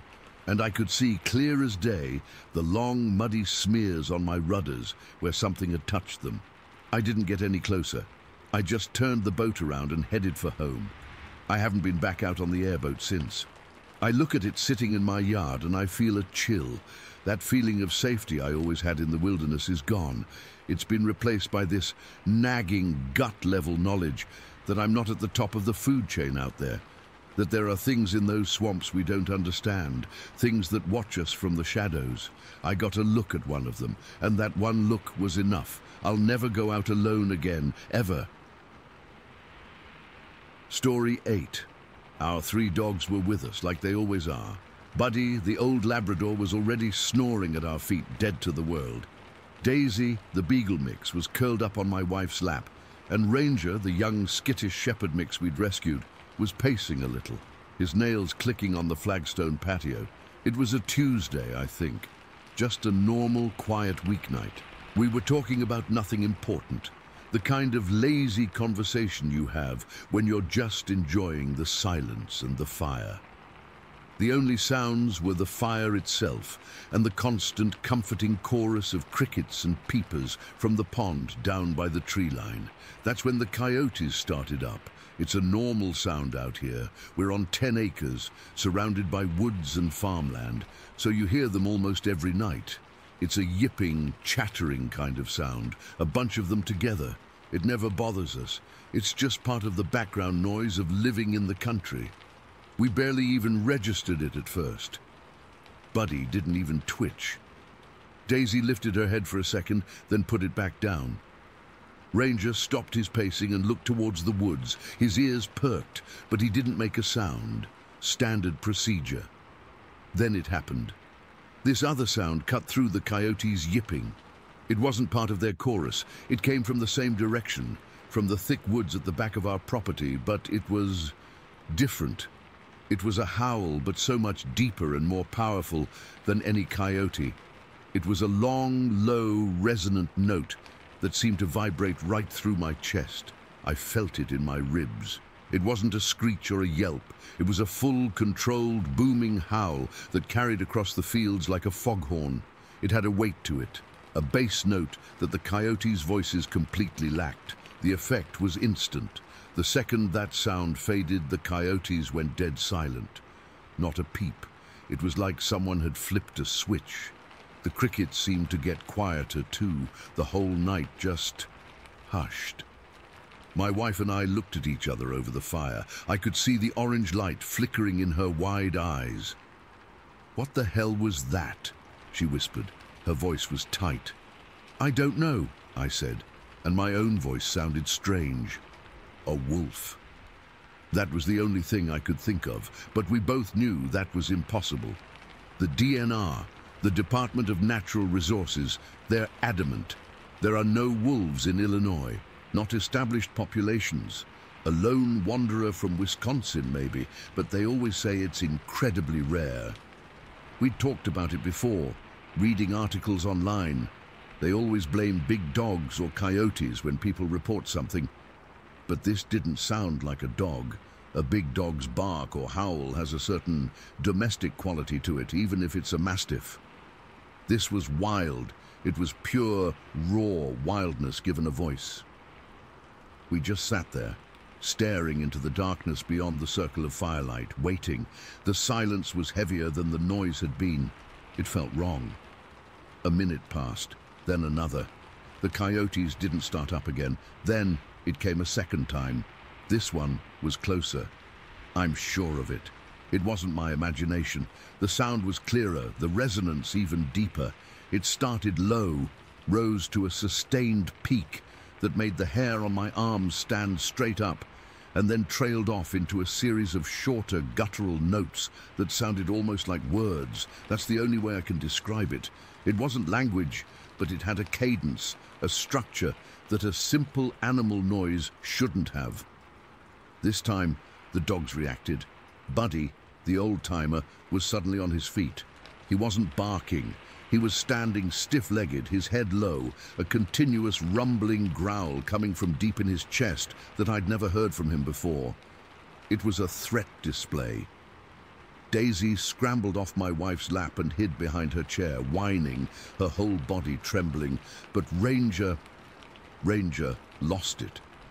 He started barking frantically, a high-pitched, panicked sound. He was lunging at the end of his leash, which was tied to a metal stake in the ground, pulling so hard his body was almost horizontal. The whites of his eyes were showing all the way around. "Ranger, hush." "It's okay, boy," I said, but my voice was shaky. It wasn't okay. Nothing about this was okay. My wife reached over and grabbed my arm. Her grip was vice-tight. "It's closer," she said, her voice barely a breath. I stood up, my chair scraping loudly on the stone. The fire suddenly felt small and useless. Its light only reached maybe 15, 20 feet out, and beyond that was just a wall of black. I've never been scared of the dark out here. I know these woods.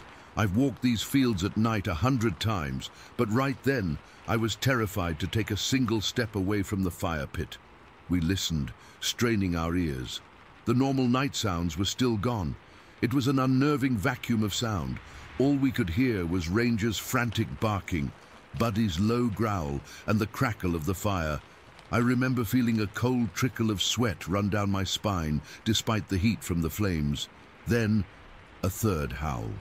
This one was so close, it felt like it was right at the tree line, maybe 150 yards away. It wasn't just loud, it was physical. It hit me in the sternum. The power in it was immense, like something you'd hear in a documentary about grizzly bears, not in the flat farmlands of Illinois. It didn't just rise and fall, it wavered, it ululated, it held notes that seemed to shake the air itself. And again, the coyotes, who had tentatively started yipping again a minute before, were instantly silenced. Ranger's barking cut off mid-yelp. He let out a strangled squeal and dropped to his belly, crawling backwards until he was pressed against my legs, shaking uncontrollably. He peed himself. Right there on the patio, he was so scared he just lost control. Buddy stopped growling. He took a few steps back towards the house and stood there, silent and rigid, staring into the dark. He was assessing the threat, and whatever his assessment was, it told him to get ready to run. That's when the smell hit us. It came on the breeze, a sudden foul wave. It was a mix of things, like rotten meat, sure, but also a wet, musky odor, like a dog that had been swimming in a stagnant pond and never dried off, and underneath it all a sharp, pungent smell, almost like old, coppery blood. It was overwhelming. My wife gagged and put her hand over her nose and mouth. "Do you smell that?" she mumbled through her fingers. I just nodded, my throat too tight to speak. I felt nauseous. This wasn't just hearing something strange anymore. This was a full sensory assault. We could hear it, and now we could smell it. It was making its presence known. I fumbled for the big mag light we keep by the back door. My hands were so slick with sweat I almost dropped it. I clicked it on and swept the beam across the field behind our house. The light was bright, but it just seemed to get swallowed by the darkness. It illuminated the first few rows of corn stubble, the tall grass at the edge of the lawn, but it couldn't penetrate the solid black of the woods. I kept sweeping the light back and forth, my heart hammering against my ribs. I was looking for eyes. That's what you do, right? You look for the reflection. But I saw nothing, just the familiar shapes of trees and shadows. Then for just a split second the beam caught something. It wasn't eyes. It was a shape, a big, dark shape, standing upright between two oaks at the very edge of the woods. It was tall, way taller than a man. It was just a silhouette, blacker than the shadows around it, and it was moving. It didn't run. It took a single, massive step sideways, a fluid, powerful motion, and disappeared behind the thicker trunk of one of the oaks. I froze, the flashlight beam locked on that spot. "What? What did you see?" my wife asked, her voice high with panic. I don't know," I stammered. "A bear. It was big, really big. But it didn't move like a bear. Bears are bulky, they lumber." This thing moved with a strange, unsettling grace, and it was too tall, way too tall. A branch snapped in the woods, not a little twig, but a thick, dry branch. The sound cracked through the silence like a gunshot. That was it. That was the breaking point. "We're going inside now," I said. I didn't have to say it twice. My wife grabbed Daisy and scooped her up. The dog was limp with fear. I untied Ranger's leash from the stake. He didn't need any encouragement. He practically dragged me towards the house. His tail tucked so far between his legs, it was gone. Buddy was already at the back door, scratching to get in. We stumbled into the mudroom, a chaotic mess of scared dogs and terrified people. I slammed the door shut and twisted the deadbolt. The sound of the bolt sliding home was the most satisfying sound I'd ever heard. I stood there for a second, my forehead pressed against the cool wood of the door, just trying to catch my breath. My legs felt like jelly. We herded the dogs into the living room. They were all a wreck.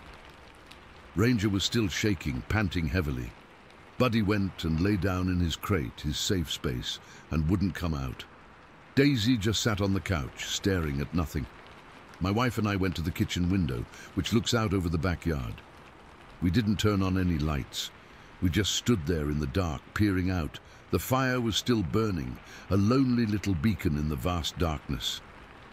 For a long time, maybe 20 minutes, nothing happened. We just watched and listened. The crickets had started up again, tentatively. Then we saw it. A shadow detached itself from the tree line. It was huge and moved on 2 legs. I'm sure of it. It walked with a long, purposeful stride right along the edge of the field, just at the very limit of the firelight. It never fully stepped into the light, but we could see its silhouette against the slightly less dark background of the field. It was massive, broad-shouldered, with arms that seemed too long. It didn't look like a man in a coat. It didn't look like a bear. It moved with a primal, powerful confidence that made my skin crawl. It stopped, right where I'd seen it with the flashlight. It turned its head, and I swear it was looking right at our house, right at the window where we were standing. We both ducked down below the windowsill, our hearts in our throats. We crouched there on the cold linoleum floor, not daring to move, not daring to breathe. We waited. The only sound was the frantic thumping of my own heart in my ears. I could feel my wife trembling beside me. After what felt like an eternity, I slowly, carefully raised my head just enough to peek over the windowsill. The backyard was empty. The fire was still burning. The field was still. The thing was gone. We stayed crouched on that floor for a long time. We eventually crawled to the living room and spent the rest of the night on the couch with all the dogs huddled around us. None of us slept. Every little creak of the house made us jump. We left every light in the house on. The next morning, when the sun was fully up, I went outside. The fire was just a pile of white ash. The world looked normal, peaceful. The birds were singing. I walked out to the edge of the field, to the spot where I'd seen it. I was looking for tracks, for anything. The ground was dry and hard. I didn't find any footprints, but I did find one thing. On the trunk of the oak tree it had stepped behind, about 7 feet off the ground. There was a long, deep gouge in the bark. It was fresh. The wood underneath was still pale and wet-looking. It looked like something had taken a massive claw and just dragged it down the tree in one brutal swipe. I never saw it again. I never heard that howl again. We still sit outside sometimes, but we never stay out after full dark, and we're always jumpy. We're always listening. The authorities still say there are no wolves here. They'll tell you it was a pack of coyotes, a big dog, your imagination. But I know what I saw, I know what I heard, I know what I smelled, and I know that something huge and powerful and not meant to be in Illinois was standing in my backyard that night watching us. And the worst part, the part that still keeps me up sometimes, is the feeling I got when it looked at the house. It didn't feel like the curiosity of an animal. It felt like a warning. Story 9. It was a Tuesday. I remember that because the park was dead quiet. I'd taken a couple days off work just to get away from everything. My plan was a day hike to Cutthroat Pass, starting from Rainy Pass. It's a popular trail, but like I said, it was a Tuesday and the middle of the month, so the summer crowds were gone. I had the place pretty much to myself. I started in the afternoon, maybe around 1 o'clock.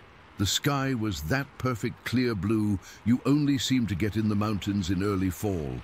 The air was cool, but the sun was warm on my jacket. I remember the smell, that clean, piney smell that just fills your lungs. It was peaceful, the kind of peaceful that makes you forget about bills and work and all the other crap. The trail starts off winding through this dense forest of tall evergreens, the kind that block out a lot of the sun. The ground was soft with decades of fallen needles, so my boots were almost silent. I made good time, hiking up through the switchbacks. After a while, the trees thin out and you hit these amazing meadows. They were past their prime. Most of the wildflowers were gone, but the grasses were this golden yellow, and you could see for miles. I remember stopping at one point, just breathing it all in, looking at the jagged peaks of the mountains all around me. I felt small, in a good way, like I was just a tiny part of something huge and ancient. I ate a granola bar sitting on a rock, just listening to the absolute silence. It wasn't a dead silence, you know? It was full of little things, the buzz of a few late-season insects, the far-off cry of a hawk, the whisper of the wind through the grass. It felt alive. I reached Cutthroat Pass around 4 in the afternoon. The view was insane. You could see layers and layers of mountains fading into blue in the distance. I sat there for maybe 20 minutes, just taking it in. I remember feeling a little chill, and that's when I noticed the sun was starting to get lower in the sky. I'm not an idiot. I know you don't mess around in the mountains after dark. I had a headlamp, but I didn't want to use it. I wanted to be back at my car long before full night. So I started heading down. The hike back is always different. You're tired, your mind starts to wander, and you're usually going down, so you're focused on your footing. I was moving at a good pace, my poles clicking softly on the rocks. I re-entered the timberline, that zone where the big trees start to take over again. The temperature dropped immediately. It's like walking into a refrigerator. The light changed too, from the golden hour glow to a dim greenish gloom. The trail here was narrower, with thick brush and young trees crowding in on both sides. This is where the feeling started to change. That peaceful feeling began to evaporate, and I can't even tell you exactly why. It was just a feeling, a prickle on the back of my neck. I remember telling myself I was just being stupid, that it was just because I was tired and the light was fading. I started to notice the silence more. Those little sounds I'd heard earlier, the insects, the birds, they were gone. It was just quiet. Not a peaceful quiet anymore. A heavy, waiting quiet.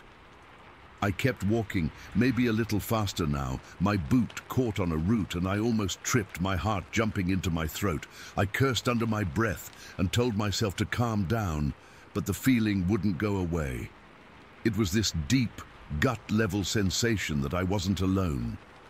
You know when you're in a room and you can just feel someone watching you from behind? It was like that, but amplified by 1,000 and out in the middle of nowhere. I stopped for a second to listen, really listen. Nothing, not a breeze, not a bird, not a damn thing. It was unnerving. My ears were straining so hard they almost hurt. I took a few more steps, and that's when I heard it. Not a loud sound. It was a single, sharp crack, like a thick, dry branch being snapped. It came from off to my left, maybe 50 yards into the trees. It wasn't a natural falling branch sound. It was too deliberate, too clean. I froze, solid, every muscle in my body locked up. My breath caught in my chest. I was just staring into the trees where the sound came from. But it was so dark and thick in there, I couldn't see more than 20 feet. I stood there for what felt like an hour, but it was probably only 30 seconds. My mind was racing, trying to come up with an explanation. A bear, a falling tree limb, but the silence after was so absolute. If it was an animal, I'd hear it moving away, right? There was nothing. I forced myself to start walking again, my legs feeling like rubber. I was gripping my trekking poles so hard my knuckles were white. I kept my eyes glued to that section of forest, my head on a swivel, trying to see into the shadows. That's when I saw it. I was coming around a slight bend in the trail, and about 100 yards ahead, where the path straightened out again, something crossed from the right side to the left. It was big, I mean really big, and it was walking on 2 legs, upright, like a person, but it wasn't a person. It was covered in hair, a reddish-brown color, like a wet Irish setter, but darker. The light was bad. It was deep in the shadows of the trees, so I didn't get a clear look at its face. It was more of a silhouette, a shape, but the way it moved, that's what's burned into my brain. It didn't walk like a man. It was smoother, more powerful. Its arms were long, way too long, and they swung with its gait, but not loosely. There was a purpose to it, a fluidity that was just wrong. It took 2, maybe 3 strides, and it was across the 10-foot-wide trail and into the trees on the other side. The whole thing lasted maybe 3 seconds. A wave of pure, undiluted fear hit me so hard I thought I was going to vomit. It wasn't just fear, it was a primal, deep-in-your-bones terror. The kind of fear that bypasses your brain and goes straight to your spinal cord. My stomach dropped, my skin went cold and tight, covered in goosebumps. I could feel my heart hammering against my ribs, a frantic, panicked rhythm. I couldn't move. I was just stuck there, staring at the empty spot on the trail where it had been. My brain was screaming at me, "Bear, it has to be a bear!" But I've seen bears walk on 2 legs. They're clumsy, they waddle. This thing, it moved with a powerful, easy stride. It was built for it. And the arms. The arms were all wrong for a bear, and the color wasn't right for the black bears up there. I don't know how long I stood there, frozen. It could have been 10 seconds, it could have been 2 minutes. Time just stopped. I was listening again, straining to hear anything, a footstep, a rustle, anything. But the silence was back. That heavy, oppressive silence. It was like the forest itself was holding its breath. And that's when the second wave of fear hit, even worse than the first. The realization. It had been aware of me. The branch snap. That feeling of being watched for the last 15 minutes. It hadn't just randomly crossed my path. It had been paralleling me, watching me, and it had decided to cross right in front of me. It knew I was there, long before I knew it was there. That thought was more terrifying than the sight of it, the intelligence behind that action. It wasn't some dumb animal crashing through the woods, it was deliberate. The spell broke, a jolt went through me, and I started moving. I didn't run. Running felt like a bad idea. It felt like triggering a chase response. I just started walking fast, really fast. My eyes were darting everywhere, into the trees on both sides. Every shadow looked like a hunched form. Every stump looked like it might move. I was trembling all over, a fine, constant shake that made it hard to hold my poles. My breath was coming in short, ragged gasps. I kept expecting to hear something behind me, a heavy footfall, a guttural breath. But there was nothing, just my own frantic footsteps and my pounding heart in my ears. The trail seemed to go on forever. I'd hiked this trail before, and the last mile back to the parking lot never felt long. But now, it felt like a marathon. Every corner I came around, I expected to see it standing there, blocking the path. The light was fading fast now, the world turning to shades of grey and deep blue. I finally broke out of the thickest part of the trees and I could see the parking lot ahead, a grey patch in the twilight. I've never been so relieved to see asphalt in my entire life. I didn't look back. I just power walked the last 100 yards, my legs burning. I got to my car, a beat-up old Jeep Cherokee. My hands were shaking so bad I could barely get the key in the lock. I yanked the door open, threw my pack and poles into the passenger seat, and scrambled in, slamming the door and hitting the lock button immediately. I just sat there for a minute, gripping the steering wheel, trying to catch my breath. I was drenched in a cold sweat. I could still feel the adrenaline coursing through me, making me jittery. I looked out the windshield at the forest. It was just a dark wall now, impenetrable. I kept staring, half expecting to see 2 glowing eyes staring back at me from the tree line. But there was nothing, just darkness. I started the car, the engine roaring to life, sounding incredibly loud in the silence. I turned on the headlights, and the 2 beams cut into the dark, illuminating the first few feet of the trailhead. I put it in reverse and backed out, my movements jerky. I didn't stop until I was on the main road, driving way too fast down that winding mountain highway. I drove for 20 minutes before I even thought to turn on the heater. I was shivering. My mind was replaying those 3 seconds over and over and over. The size, the color, the way it moved, that long swinging arm motion. It wasn't a bear. It wasn't a man in a suit. I know what I saw. I was a skeptic. I thought people who claimed to see this stuff were either lying or mistaken. I'm not a liar, and I wasn't mistaken. That thing was real, and the most chilling part of it all, the part that still keeps me up at night sometimes, wasn't the sight of it. It was the silence, the way it moved through the woods without making a sound before it decided to let me know it was there. The way it disappeared just as quietly. It knew how to be a ghost in its own world. That encounter, brief as it was, reshaped my entire view of the wilderness. I still love it, I still go hiking, but that respect I have for it now is different. It's deeper, and it's tinged with a healthy dose of fear. There are things out there that live by rules we don't understand, in places we only think we've mapped. I went up there looking for peace, and I found something else entirely. I found a secret, and it left me with the unsettling, unshakable conviction that we are not always the ones who are watching. Sometimes we're the ones being watched. And whatever it was that watched me that day, it knew I was there long before I had any idea it existed. It let me see it. And then it was just gone. Story 10. It was the winter of 1991, and I remember it being one of those damp, cold South Carolina days that just gets right into your bones. My wife and I were living in Spartanburg County at the time, and it was a Saturday. We didn't have much planned, so I'd convinced her to come out with me to do a little deer spotting. Not hunting, just looking. I'd been hunting those woods since I was a kid with my dad, knew them like the back of my hand.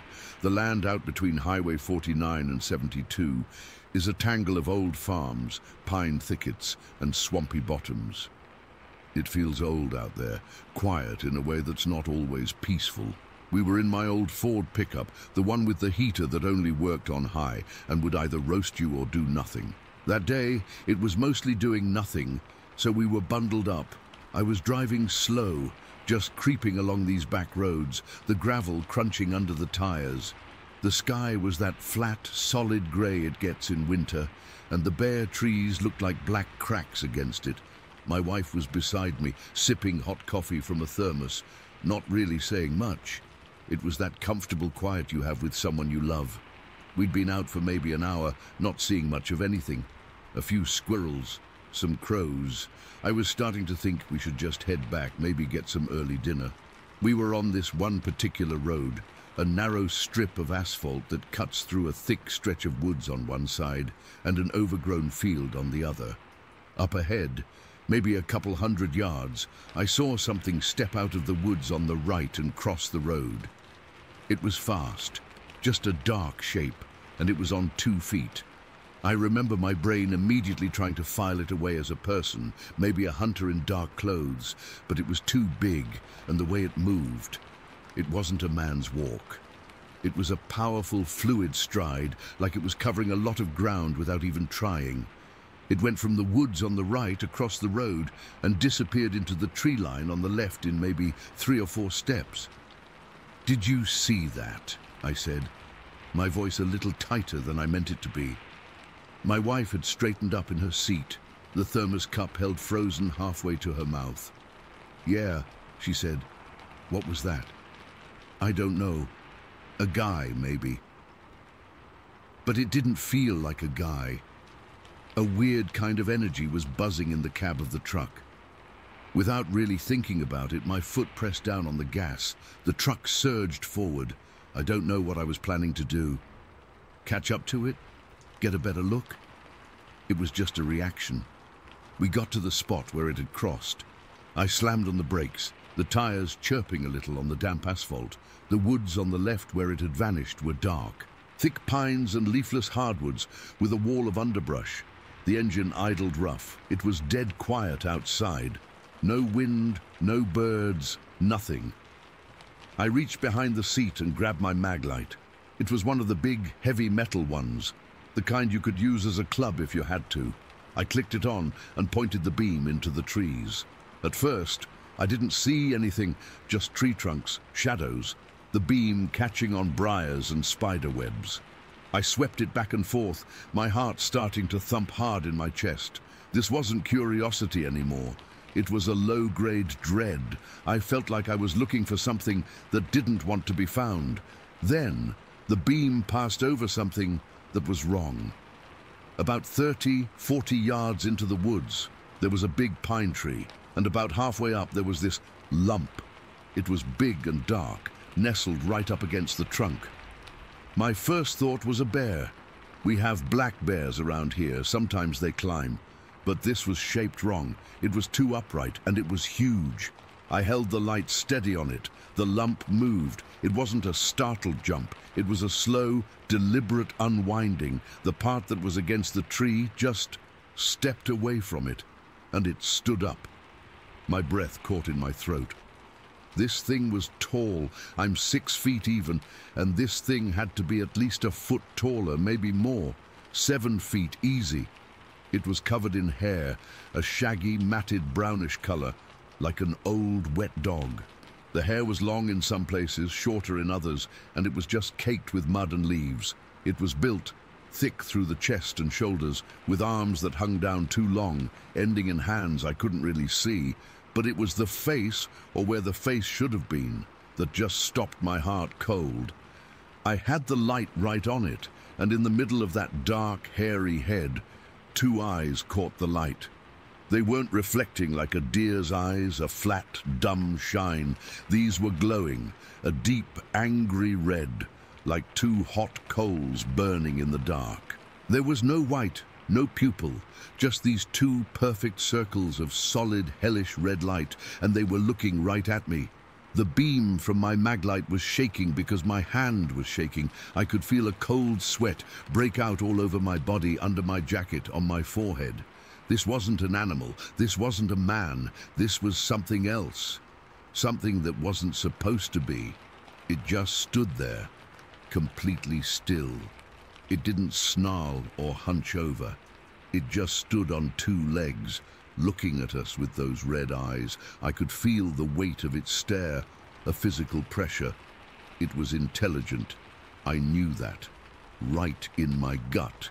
It was assessing us, just like we were assessing it. My wife made a sound next to me, a tiny, choked-off gasp. I'd almost forgotten she was there. Then her hand clamped onto my arm, her nails digging through my jacket sleeve. "Go," she whispered. Her voice was thin and strained. "Please, just go." I couldn't move. I was locked in place, staring at this thing. The silence was the worst part. The woods were absolutely mute. It was like the whole world was holding its breath. The creature took a step, not towards us. It turned its body slightly, those red eyes never leaving mine, and it took a step sideways behind another tree. It moved with a strange, fluid grace that was terrifying for something so massive. It wasn't clumsy. It was sure-footed and quiet. I didn't hear a single twig snap. My wife's voice broke the spell. It wasn't a whisper anymore. It was a raw, panicked scream. "Drive! Now!" It was like she'd thrown a switch. My body jolted. I fumbled for the gear shift. My hands slick with sweat, my vision tunneling, so all I could see was the gear indicator. I slammed it into drive and stomped on the gas. The truck's engine roared, and the tires spun for a second on the wet road before grabbing. I didn't look back. I couldn't. I just stared straight ahead, my knuckles white on the steering wheel, driving way too fast for that narrow back road. The truck was swerving, the beams of the headlights jerking wildly across the asphalt and the ditches. In the rearview mirror, all I could see was blackness. My wife was crying, hard, gasping sobs. She had her hands over her face. I reached over with one shaking hand and put it on her leg, just to let her know I was there, that we were together. My own heart was hammering so hard I felt dizzy. We must have driven for 5 minutes before I even thought to slow down. We came out onto a slightly bigger road, and I pulled over onto the gravel shoulder. The engine was still running. We both just sat there, breathing hard. The heater was finally blowing warm air, but I was still freezing cold, shivering from the inside out. I looked at my wife. Her face was pale and streaked with tears. She looked at me, and her eyes were wide with a fear I'd never seen in her before. It wasn't just being startled, it was a deep, fundamental terror. "What was that?" she asked, her voice trembling. "I don't know," I said, and my own voice sounded strange to me. "I don't know." We sat there for a long time, not saying anything else. What was there to say? We'd both seen it. There was no explaining it away as a trick of the light or a bear. Bears don't have glowing red eyes. Bears don't stand and look at you with that kind of calm, knowing intensity. Men don't stand 7 feet tall and are covered head to toe in matted hair. The rest of the drive home was a blur. I kept checking the rearview mirror, half expecting to see those 2 red points of light following us through the woods, keeping pace with the truck. Every shadow at the side of the road made me flinch. When we got home, we went inside and locked the door. We didn't talk about it for the rest of the night. We just went through the motions, making dinner, watching TV, but the air in the house was thick with what we'd seen. Every time a branch tapped against the window, we both jumped. I didn't sleep that night. I lay in bed staring at the ceiling, and every time I closed my eyes, I saw it. The way it stepped away from the tree, the sheer size of it, and those eyes, those glowing red eyes just looking at me. It wasn't a malevolent look, not like a monster in a movie getting ready to attack. It was just a look acknowledgement, like it was just as surprised to see me as I was to see it, and it was filing me away in its memory. That's what haunts me the most, even now, the intelligence in that look. I'd spent my whole life in those woods. I'd tracked deer, I'd startled bobcats, I'd even had a few standoffs with territorial bucks. I knew the animals. This wasn't an animal. It was something that lived in the deep, quiet parts of the world, the parts we think we own, but we don't. It was a resident, and I was just a visitor who'd stumbled into its backyard. I never went back to that specific stretch of road. For years I avoided hunting in that whole area between 49 and 72. I'd lost my comfort there. The woods felt different after that. They felt watched. I'd be sitting in my deer stand, and the hair on the back of my neck would stand up for no reason. I'd find these huge, strange footprints sometimes, way bigger than a man's, with a stride that was impossible. I'd hear wood knocks, sharp cracks like a thick branch being slammed against a tree from places where no one should be. I told a couple of my oldest hunting buddies about it a few years later, after a few beers around a campfire. They were quiet for a minute, and then one of them, a guy named Mike, who never joked about serious stuff, just nodded slowly and said, "You're not the first one to see something like that out there." He wouldn't elaborate. My wife and I, we still don't really talk about it. It's one of those things that sits between us, a shared secret that's too big and too strange to put into words. It changed something in us. It peeled back a layer of the world and showed us something raw and old and terrifying, lurking just underneath. Something that doesn't care about our roads or our trucks or our understanding of how things are supposed to be. And sometimes, on a quiet winter night when the wind is right, I'll look out the window at the dark tree line behind our house, and I'll get this cold feeling in my stomach. I'll remember the absolute silence of the woods, the way the light from my flashlight shook, and those 2 steady, burning red eyes, just watching us from the dark, before it turned and walked away like it had somewhere else to be. Story 11. The bus dropped us off at the end of my street. My house was the last one before the woods just sort of took over. We dumped our backpacks on my porch, didn't even go inside, just grabbed the fishing poles and the can of worms and started walking. The trailhead was just behind my house, a narrow dirt path that disappeared into a thicket of pine and oak. We'd walked it 100 times, probably 1,000. It was our backyard, our playground. We knew every dip and root, where the muddy spots were after a rain. The sun was out, but under the tree canopy, it was all shadows and patches of light. It was quiet. I remember that specifically. It's usually quiet back there, but this was a different kind of quiet. No birds, no squirrels rustling in the leaves, just the sound of our own footsteps and our breathing. We were talking, but in low voices, not the loud yelling we usually did. I don't even know why. It just felt like the kind of quiet you should respect. We were about a half-mile in, just past the big fallen log we always used to sit on to tie our shoes. The trail makes a slight bend there, following an old creek bed that was mostly dry.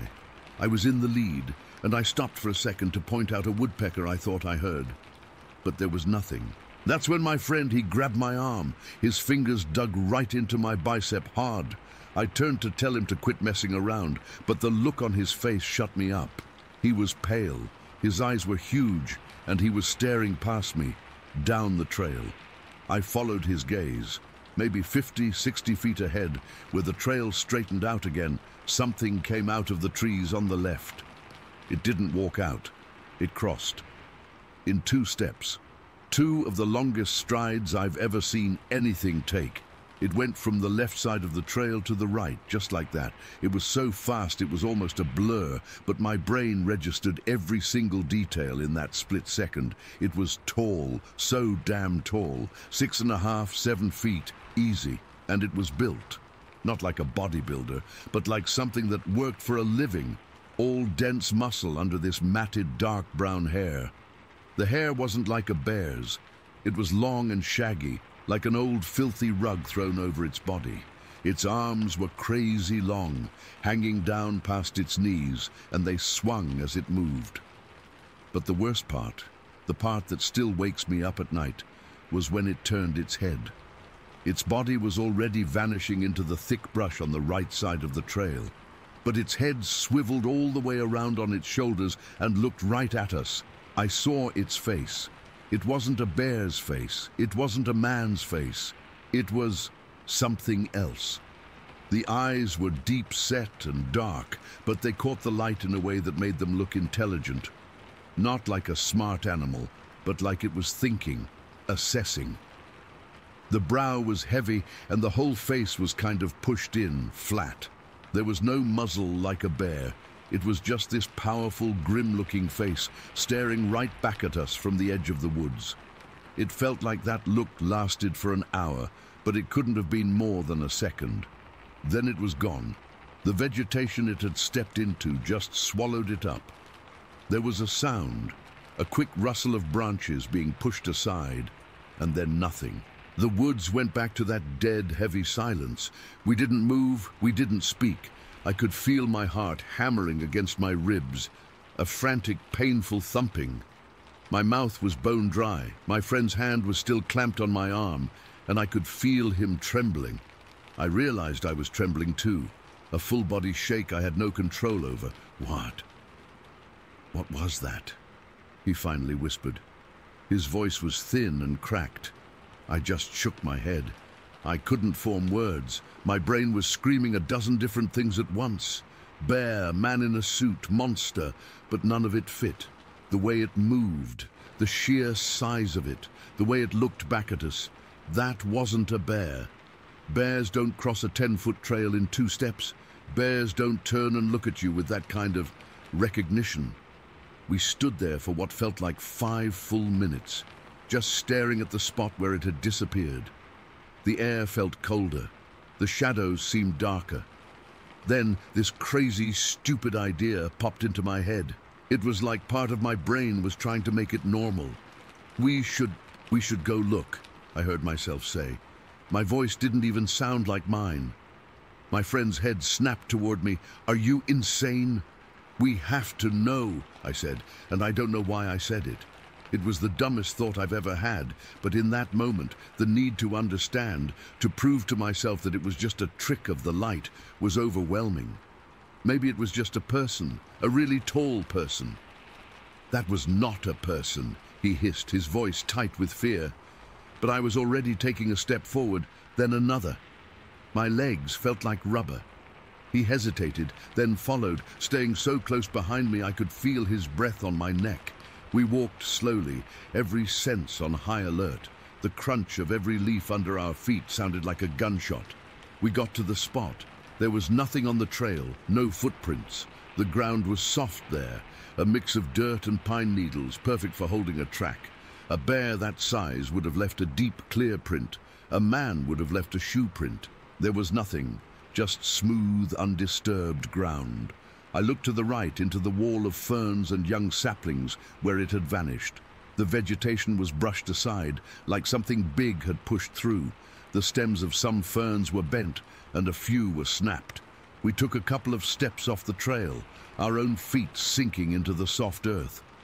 That's when we noticed the smell. It's hard to describe. It wasn't a skunk, wasn't a dead animal. It was musky, heavy, like wet dog, but mixed with something else, something wild and foul, like a combination of rotting meat and old, dank earth. It was strongest right where the thing had entered the woods, and it hung in the air, a disgusting, invisible cloud. We both gagged. That smell, more than anything, made it real. You can't hallucinate a smell that specific. We looked for tracks again, scanning the ground around the broken ferns. Nothing. Not a single impression. It was as if whatever it was weighed nothing, but the way it moved, the sheer power in its stride, it had to be heavy. It made no sense. The only evidence was the bent plants and that horrible, clinging smell. That's when the fear really set in. It wasn't just the shock anymore. It was a deep, cold, sinking feeling in my gut. This thing was real. It was close, and we had no idea what it was or where it had gone. The woods, which had always been our safe place, suddenly felt like a trap. Every tree could be hiding it. Every shadow could be moving. We need to go. Now, my friend said, and this time there was no argument in me. We turned and started walking back the way we came. We didn't run, not at first. It was like we were both afraid that running would trigger something, would make it chase us. We walked fast, our heads on a swivel, looking into the trees on either side. I kept my fishing rod held tight in my hand like a weapon, which felt laughably pathetic. Every few seconds, one of us would glance back over our shoulder. The trail behind us was empty, but that didn't mean anything. That thing could move through the thick stuff without making a sound. It could be paralleling us 20 feet away, and we'd never know. About halfway back to my house, we broke into a run. We just couldn't take it anymore. The tension was too much. We ran, our backpacks and fishing rods bouncing, our breath coming in ragged gasps. I've never been so scared in my life. It wasn't the fear of tripping and falling. It was the fear of something grabbing you from behind, something with long, powerful arms and dark, knowing eyes. We didn't stop running until we burst out of the tree line into my backyard. The sunlight felt alien and too bright. We collapsed on the grass, heaving, sweat pouring down our faces. We just lay there for a few minutes, trying to catch our breath, listening to the normal sounds of the neighborhood. A car driving by, someone mowing their lawn a few houses down. It all sounded so fake, so separate from the reality we'd just left in the woods. We sat up and looked at each other. The terror was still there, reflected in his eyes, and I knew he could see it in mine. "We can't tell anyone," I said. It was the first thing that came to mind. He nodded immediately, vigorously. "No one, ever." "They'll think we're crazy," I said. "They'll say it was a bear." "It wasn't a bear," he whispered, and the certainty in his voice was chilling. "I know." We made a pact, right there on the grass, a bloodless pact, sealed by shared terror. We would never ever speak of it to anyone, not our parents, not our other friends, no one. We'd just pretend it didn't happen. We went inside, put our fishing gear away, and tried to act normal. I remember my mum asking how the fishing was, and I just mumbled, "Didn't catch anything," which was the truest thing I'd said all day. The rest of the day is a blur. I couldn't focus on homework. I couldn't eat much at dinner. Every time I closed my eyes, I saw it. The dark shape crossing the path, the head turning, those eyes locking onto mine. That was years ago. We're adults now. We don't talk about it, not even to each other. It's just this thing that sits between us, this shared secret that's too big and too weird to put into words. I've read stuff online since then, stories from other people, and I know what some people call it, but I don't use that word. Giving it a name makes it feel like it belongs to a story, and this wasn't a story. This was real. I still live in New Jersey, but I never go into those woods anymore. I look at the tree line from my window sometimes, and I wonder what it was. I wonder why it looked at us, and I wonder if we had followed it, what we would have found. But mostly I'm just haunted by the realization, a realization that settled deep in my bones on the walk home that day and has never left. It wasn't human, and it sure as hell wasn't a bear. It was something else, and it's still out there. Story 12. That day, we packed up our gear after school. Fishing rods, a cheap tent, some snacks, and flashlights. It was early fall, so the air had that chill that makes you feel alive, but not too cold. The sun was starting to go down when we got there, and the sky was turning this deep orange and purple. We set up camp not far from the riverbank, where the trees thinned out a bit. The river wasn't huge, maybe 30 or 40 feet across, but it had this steady, gentle sound that made everything feel peaceful at first. We built a small fire, roasted some hot dogs, and just messed around, laughing and talking about school and girls, normal teenager stuff. As it got darker, we started fishing. The moon was out, almost full, so it cast enough light to see by without our flashlights most of the time. We were using night crawlers for bait, and the water was calm. I remember feeling really content, just sitting there with my line in the water, listening to the crickets and the occasional splash of a fish. My friends were a few feet away, and we'd whisper to each other so we didn't scare off the fish. Everything was fine, totally normal. Then, maybe an hour or two after full dark, I heard it. A sharp crack from across the river, like a thick branch snapping. At first, I thought it was an animal, maybe a deer or something. We get deer around there all the time. But then there was another one closer this time, and it sounded heavier, not like a small animal. My friend next to me tensed up and whispered, "Did you hear that?" I nodded, and we all got quiet, listening. The sounds kept coming, rustling in the brush, like something big was moving through it. Not fast, but steady. It was on the other side of the river, maybe 50 yards away, but in the dark it felt a lot closer. We shined our flashlights across, but the beams didn't reach far enough to see anything clearly, just trees and shadows. My heart started beating a little faster, but I tried to brush it off. "Probably just a bear or something," I said, but my voice was shaky. We don't have bears around there often, but it's not impossible. We decided to move downstream a bit, thinking maybe we were too close to whatever it was. We packed up our fishing gear quickly, not wanting to make noise, and started walking along the riverbank. The ground was soft and muddy in spots, and our shoes squelched with each step. The whole time, that rustling sound kept pace with us, not speeding up or slowing down, just matching our steps. It was creepy as hell. Every few seconds I'd glance over my shoulder or across the river, but I couldn't see anything. The moonlight helped, but it also made shadows dance and twist, so my mind started playing tricks on me. After maybe 10 minutes of walking, we came to a small clearing where the trees opened up. The moon was brighter here, lighting up the grass and the river. That's when I saw it. Across the river, right at the edge of the tree line, there was this figure. It was tall, really tall, like 8 feet or more, and it was standing upright, completely still. It was covered in hair, a reddish-brown color that looked almost black in the moonlight, and it was just watching us, not moving, not making a sound, just staring. I froze. My friends did too. One of them gasped, and I felt this cold wave wash over me. It wasn't like seeing a person or an animal I knew. This was different, instinctual, like my body knew it was wrong before my brain did.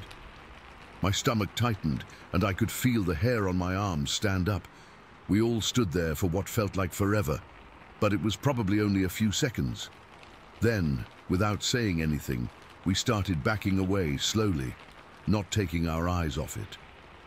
As we moved, it didn't follow immediately, but once we were a few yards downstream, I heard the rustling start again.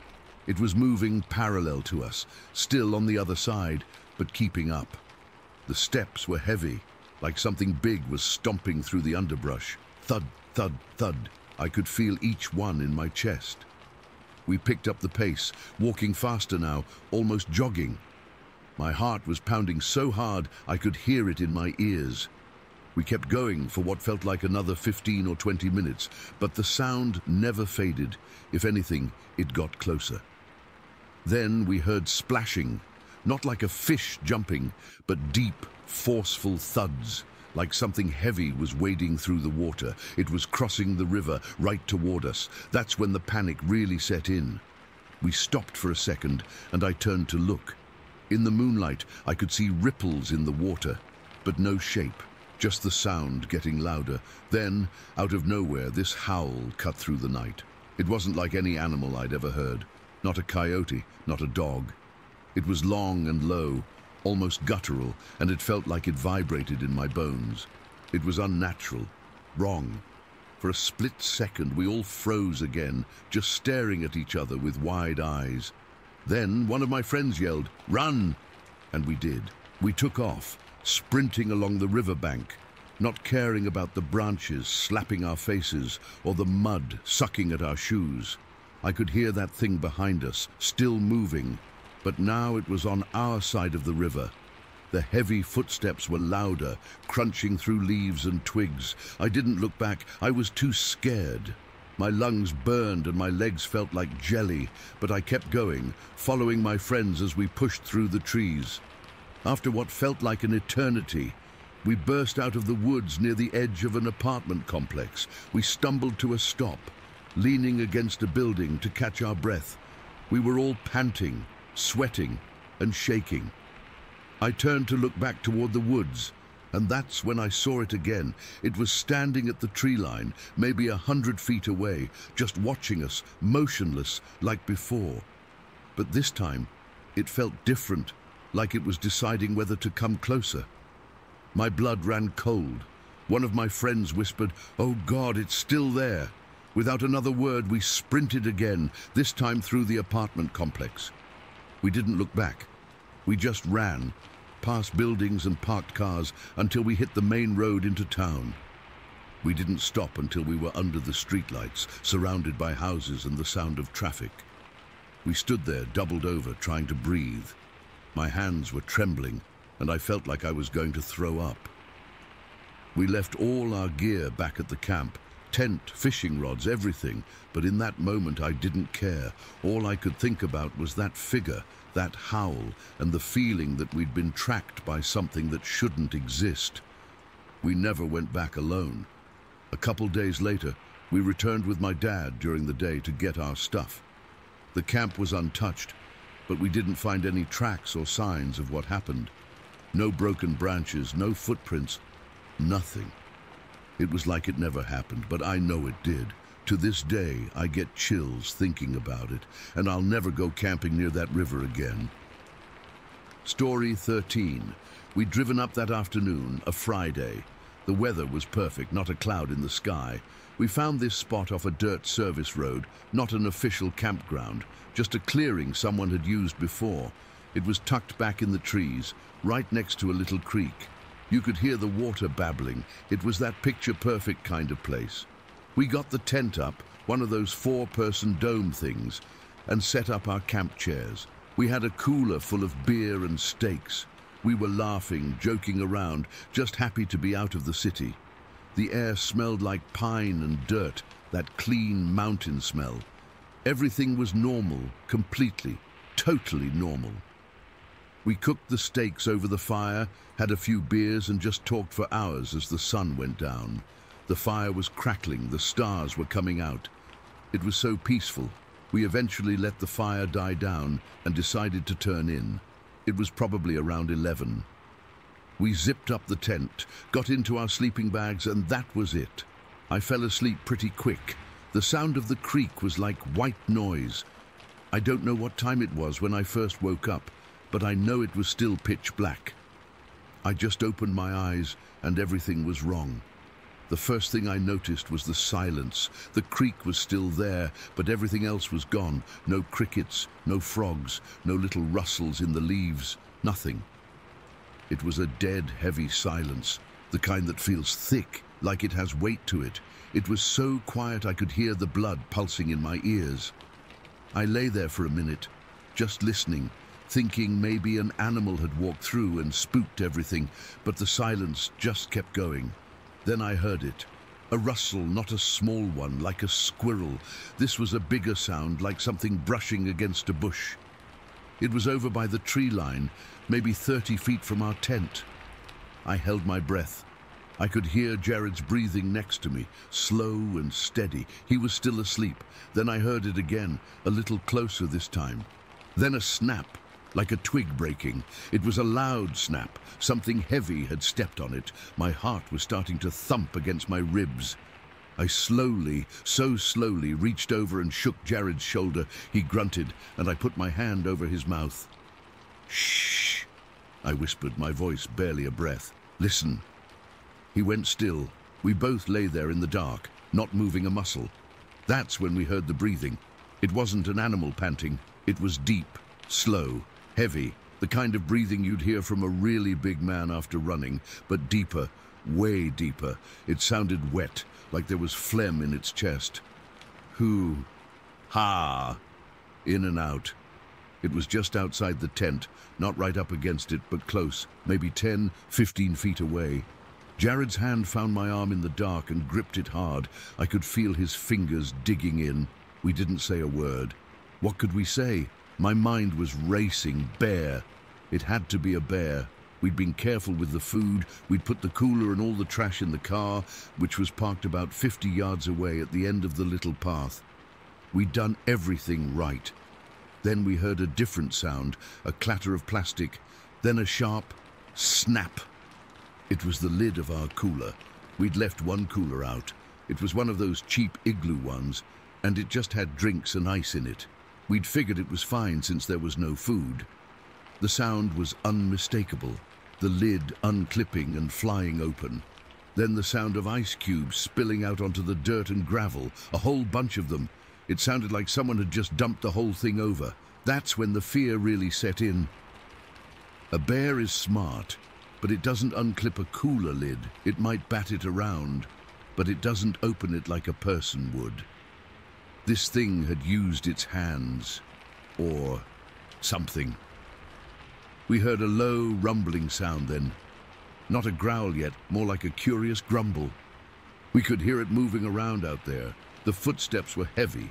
Thump, crush, thump. Each step sounded like it was putting its whole weight down. It wasn't scurrying, it was pacing. I had a small Maglite flashlight. My hand was shaking so bad I could barely hold it, but I managed to click it on. The beam was weak, but it cut through the darkness inside our tent. I pointed it at the tent screen, the mesh window right by our heads. We both stared out into the blackness. At first, we couldn't see anything, just the vague shapes of trees against a slightly less black sky. Then something moved. A shadow, a massive black shape, blotted out the trees. It was upright. I'm not talking about a bear standing on its hind legs for a second. This thing was standing, and it was huge. I'm 6 feet tall, and this thing had to be over 8 feet easy. It was just a silhouette, but it was broad, with immense shoulders, and it was covered in hair, thick, dark, shaggy hair. It moved past the front of the tent, and that's when the smell hit us. It came through the mesh screen like a physical wave. It was a musky smell, like wet dog. But underneath that was this awful, sour odor, like rotten meat, like something had died and was decaying. It was so strong it made my eyes water and my stomach turn. Jared made a gagging sound next to me. The shadow stopped. It was right in front of the tent door. We could see its outline perfectly now. It was facing us. I could make out the shape of a head, but no clear neck. The shoulders sloped up into it. I couldn't see any eyes, just a deep darkness where a face should be. Then it took a step forward. The ground seemed to shake. Thud. It was so close now I could hear the individual hairs on its body rustling as it moved. The smell was overwhelming, filling the whole tent. I felt like I was breathing it in, like it was coating my lungs. It leaned in closer. I could hear its breathing right outside the mesh, that deep, wet, heavy breathing. Ha! Ha! I could feel the warmth of its breath. I swear I could. It was humid and foul, and then it growled. It wasn't a sound I'd ever heard before. It started low, a vibration that I felt in the ground more than I heard. It rumbled up through the floor of the tent, up through my sleeping bag, right into my bones. Then it got louder, this deep, guttural, chesty roar. It was full of, I don't know, fury isn't even the right word. It was primitive. It was a sound that said, I am here, and you are nothing. It was so loud it felt like my ears were going to burst. It echoed through the trees, and for a second, the whole forest was just this roar. I was absolutely certain we were about to die. There was no doubt in my mind. This thing was going to tear the tent apart, and that would be it. I don't know what came over me. Panic, I guess. I fumbled with the flashlight. My hands were so slick with sweat, and I pointed it right at the mesh, right where the thing's face was. The beam hit it. For a split second, I saw it. Not a shadow. It was real. Dark, matted hair, a flat, wide nose and eyes. They reflected the light back, a dull, reddish glow. They weren't animal eyes, not like a deer or a dog. They were intelligent. They were looking right at me, right through me. There was a recognition there. It knew I was looking at it. It let out this shriek of pure rage, a deafening high-pitched sound mixed with that deep roar. It was a sound of violation, like I'd done something unforgivable by shining the light on it, and then it smacked the tent. It wasn't a paw swipe, it was a hit, a flat-handed, powerful slap against the nylon wall right next to my head. The sound was a sickening thwump. The entire tent flexed inward, the poles, those flexible fiberglass poles, they bent like they were made of straw. One of them snapped with a sound like a gunshot. The roof of the tent collapsed partway down on us. I dropped the flashlight. It hit the floor of the tent and went out. We were plunged into absolute total darkness again. Jared screamed. It wasn't a word, just a raw, terrified yell. Ah! The thing outside answered him. It roared again, even louder than before, if that was possible. It was a wet, tearing roar, full of that same absolute fury. It felt like the sound was physically pushing against the tent. I clapped my hands over my ears, but it didn't help. The sound was everywhere. Then it started circling us. Thump, crush, thump. We could hear it walking around the tent. It was slow, deliberate. It was trapping us. It hit the tent again, on the other side this time. Another thwump. Another pole groaned and bent. The tent was sagging all around us now, the walls pressing in. We heard it stop over by the cooler again. Then there was a tremendous cracking sound, a sound of plastic being destroyed. It wasn't just knocking it over, it was tearing it apart. We heard the sound of the plastic lid shattering, the hinges snapping, then the sound of cans being crushed, of glass breaking. It was throwing our stuff around. It wasn't looking for food. It was destroying everything. The force was incredible. It sounded like a car crash happening 10 feet away. Then, as suddenly as it started, it stopped. The destruction noises ended. The roaring stopped. We heard its heavy footsteps again. Thump, crush, thump. But they were moving away. They were heading back towards the tree line. We heard branches snapping. Not little ones, big ones, like it was just plowing through the undergrowth without a care. The sounds got further and further away until they faded into nothing.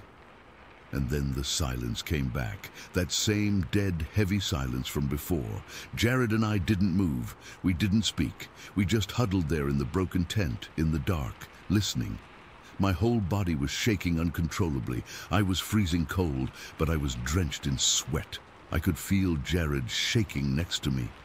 We stayed like that for hours, just waiting for it to come back.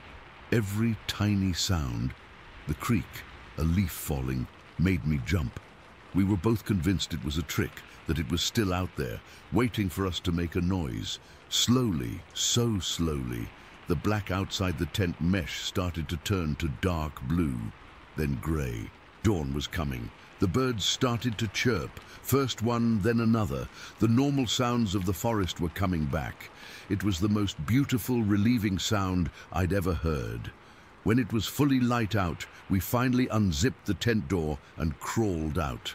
The campsite was a war zone. Our chairs were flung into the trees, the fire pit was scattered, and the cooler was just gone. I mean, it was there, but it was in pieces. It was literally split in half, like something had grabbed it and just ripped it apart.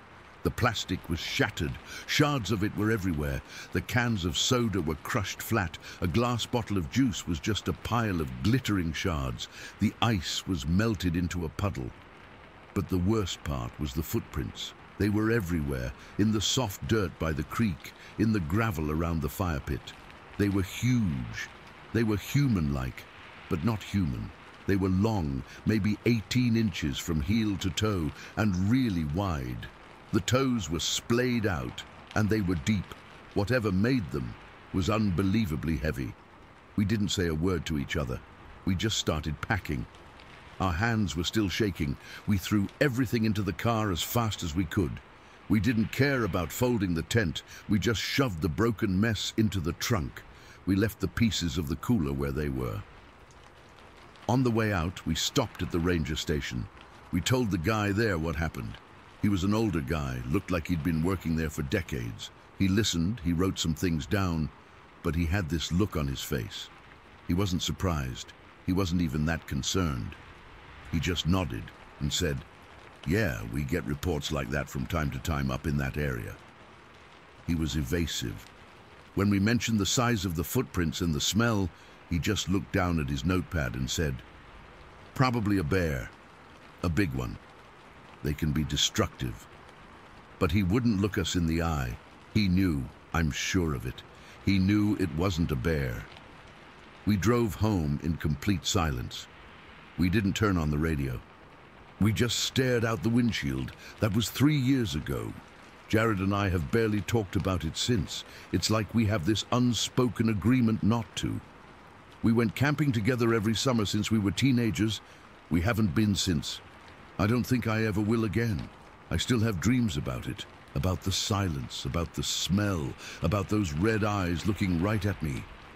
I wake up in a cold sweat, my heart hammering. I know what we saw. I know what was out there with us. It was something that shouldn't exist, something old and powerful and intelligent. It knew we were in that tent. It was playing with us. It could have torn that tent to shreds in 2 seconds if it wanted to, but it didn't. It just wanted us to know it was there. It wanted us to be afraid, and we were. We still are. Story 14. It was a Friday night in late October. The air had that crisp, cold bite to it that makes you feel more alive, you know? The kind where you can see your breath. And every crunch of a leaf under your boot sounds like a firecracker. There were 5 of us. Me and my 4 friends. We'd been driving around in my buddy's beat-up old Jeep, bored out of our minds, when someone, I think it was the guy we called Jay, suggested we check out the old Miller cabin. It was a local legend, this dilapidated wooden shack deep in the Shawnee National Forest area. The story was that old man Miller went crazy and vanished decades ago, and the place had been left to rot. The usual spooky kid stuff. We parked the Jeep on a gravel service road about a mile out and hiked in. The moon was just a sliver, so we were using our phone flashlights, the beams cutting shaky paths through the absolute blackness of the woods. It was dead quiet, not the peaceful kind of quiet, but the heavy, waiting kind, like the whole forest was holding its breath. We were joking around, trying to scare each other, pushing and shoving. The tough guys of the group, let's call them M and T, were leading the way, acting like nothing could faze them. We finally reached the clearing where the cabin sat. It was even more of a wreck than I remembered from the one time I'd seen it in daylight. The roof was sagging in the middle. One of the windows was just a dark, jagged hole, and the front porch looked like it would collapse if you breathed on it wrong. It was creepy, sure, but in a fun way. We were just standing there, shining our lights over it, making dumb jokes about ghosts. I was standing a little apart from the others, maybe 10 feet away, just looking up at the stars through the tree canopy. The other three, J, M, and T, were closer to the tree line on the other side of the clearing, where a narrow, overgrown path led deeper into the woods. I remember the feeling of the cold air in my lungs, the smell of damp earth and decaying leaves. It was so normal. That's the last normal feeling I remember having. It happened fast. 1 second, M was laughing about something, his voice too loud in the silence. The next second, the laugh cut off into a choked gasp. I turned my head toward them. Their 3 flashlight beams were all pointed frozen at the path. The lights were shaking. I could see their hands trembling from where I stood. Then Jay let out this sound. It wasn't a scream at first. It was this low, guttural, "Oh God," that was pure, undiluted terror. It was a sound I'd never heard a human make before. It was the sound your body makes when your brain short-circuits because it can't process what it's seeing. All 3 of them spun around at the same time and just sprinted for the cabin door. They weren't running to something. They were running away from something. It was a blind, panicked flight. M, the biggest and toughest of all of us, the guy who'd gotten in fights and never backed down, was almost sobbing. This horrible, ragged breathing as he ran. T was just screaming, a high-pitched, continuous shriek that tore through the night. They hit the cabin door like a battering ram. It was half-rotted and it just splintered inward. They fell through it in a tangle of limbs and fear, scrambling on the dusty floor inside. My other friend, let's call him R, and I were just frozen. We hadn't seen anything. We were staring at the empty path, then at the cabin door where our friends had just vanished, and then back at the path. My brain was lagging. It was trying to catch up to the sheer, violent intensity of their fear. My heart wasn't just beating fast. It felt like a bird trapped in a cage, flinging itself against my ribs. My mouth went completely dry.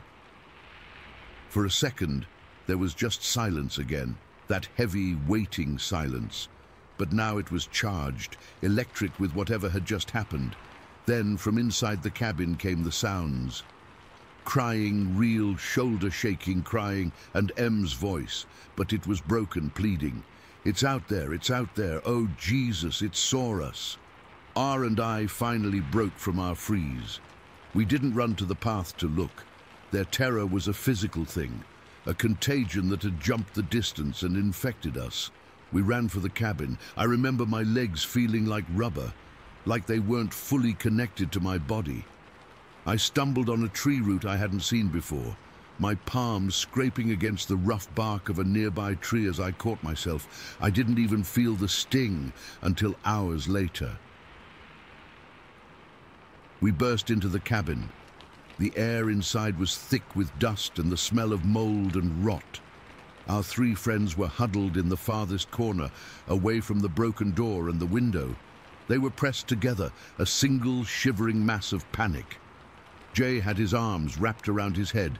T was rocking back and forth, his face pale and slick with tears in the glow of our phone lights. M was just staring at the door, his eyes wide, his breath hitching. What did you see?" R asked, his voice a harsh whisper. It took them a minute to even form words. They were talking over each other, their sentences fragmented and frantic. "It ran across the path," Jay stammered, pointing a shaking finger toward the door. "Right there, from one side to the other." "It was huge," M said, his voice thick, 7 feet tall. "Easy. Maybe more." "It was hunched over," T added, his voice trembling. "But it was still so damn tall, and it was fast. So fast, it was just a blur." I pressed for details. My own fear was making me feel sick to my stomach, a cold nausea curling in my gut. I needed to know what we were dealing with. A bear, a person in a weird costume. My mind was desperately grabbing for rational explanations. Was it a bear? I asked, my own voice sounding thin and reedy. No, it wasn't a bear, Em said, and he looked at me with an intensity that made my blood run cold. It ran on two legs. It was upright, like a man. The cabin felt instantly smaller, the walls closing in. A person out here in the middle of the night. Did it have clothes on? Was it a guy? R asked, voicing the same thought. It was hairy, Jay whispered. Covered in hair, dark, matted hair, like an animal. But it wasn't an animal. Its arms were too long. They swung when it ran. He demonstrated a grotesque loping motion with his own arm. And the way it moved, it wasn't clumsy. It was powerful, fluid, like it was built for this, for the dark and the trees. T nodded vigorously, wiping his nose with his sleeve. It turned its head, just for a second, as it crossed the path. I saw its face in the light. He shuddered, a full-body convulsion. There was no neck. Its shoulders were hunched up and its head just sat on them. And its eyes, they didn't reflect the light right. They were just dark, like holes. That detail, the eyes, hit me harder than anything. Animals' eyes shine in the light. These didn't. It was a small, specific, and utterly terrifying detail. It wasn't something you'd make up in the middle of a panic. It was an observation, a horrifying data point. We all fell silent after that. The five of us, crammed into that dark, dusty corner. We turned off our phone lights. The darkness was absolute, a suffocating blanket. We were listening. Every tiny sound from outside was amplified 1,000 times. The rustle of a leaf wasn't the wind. It was a footstep. The creak of a tree wasn't the wood settling. It was the thing moving, getting closer. My senses were on a knife's edge. I could feel the gritty, cold wooden floorboards through the seat of my jeans. I could smell the sour scent of my own fear, mixed with the dust and the faint metallic tang of blood from my scraped palm. My ears were straining so hard they almost hurt. I remember holding my breath until my lungs burned, just to listen better. And then we heard it. It wasn't a roar or a scream. It was a sound I can't properly describe, and I've tried. It came from maybe 50, 60 yards away, deeper in the woods. It was low, guttural, and it had a weird, wet quality to it, like something clearing its throat that was full of rocks and mud. It wasn't loud, but it carried. It vibrated right through the walls of the cabin and into my bones. It was a sound that didn't belong in any forest I knew. It was wrong. When that sound hit us, the panic became absolute. There was no more discussion, no more debating what to do. The decision was made for us by some primal part of our brains. We had to get out now. Go, go, go, Em hissed, his previous toughness completely gone, replaced by the raw need to survive. We scrambled to our feet. We didn't turn our lights back on. The sliver of moon was just enough to see the outlines of the door. We burst out of that cabin and ran. We didn't run in a line. We ran as a pack, a single terrified organism fleeing for its life. I was at the back, and I've never felt so exposed in my life. The feeling of having my back to that darkness, to whatever was in it, was pure agony. Every nerve ending was screaming that something was right behind me, that I was about to feel a hand, a claw, something on my shoulder.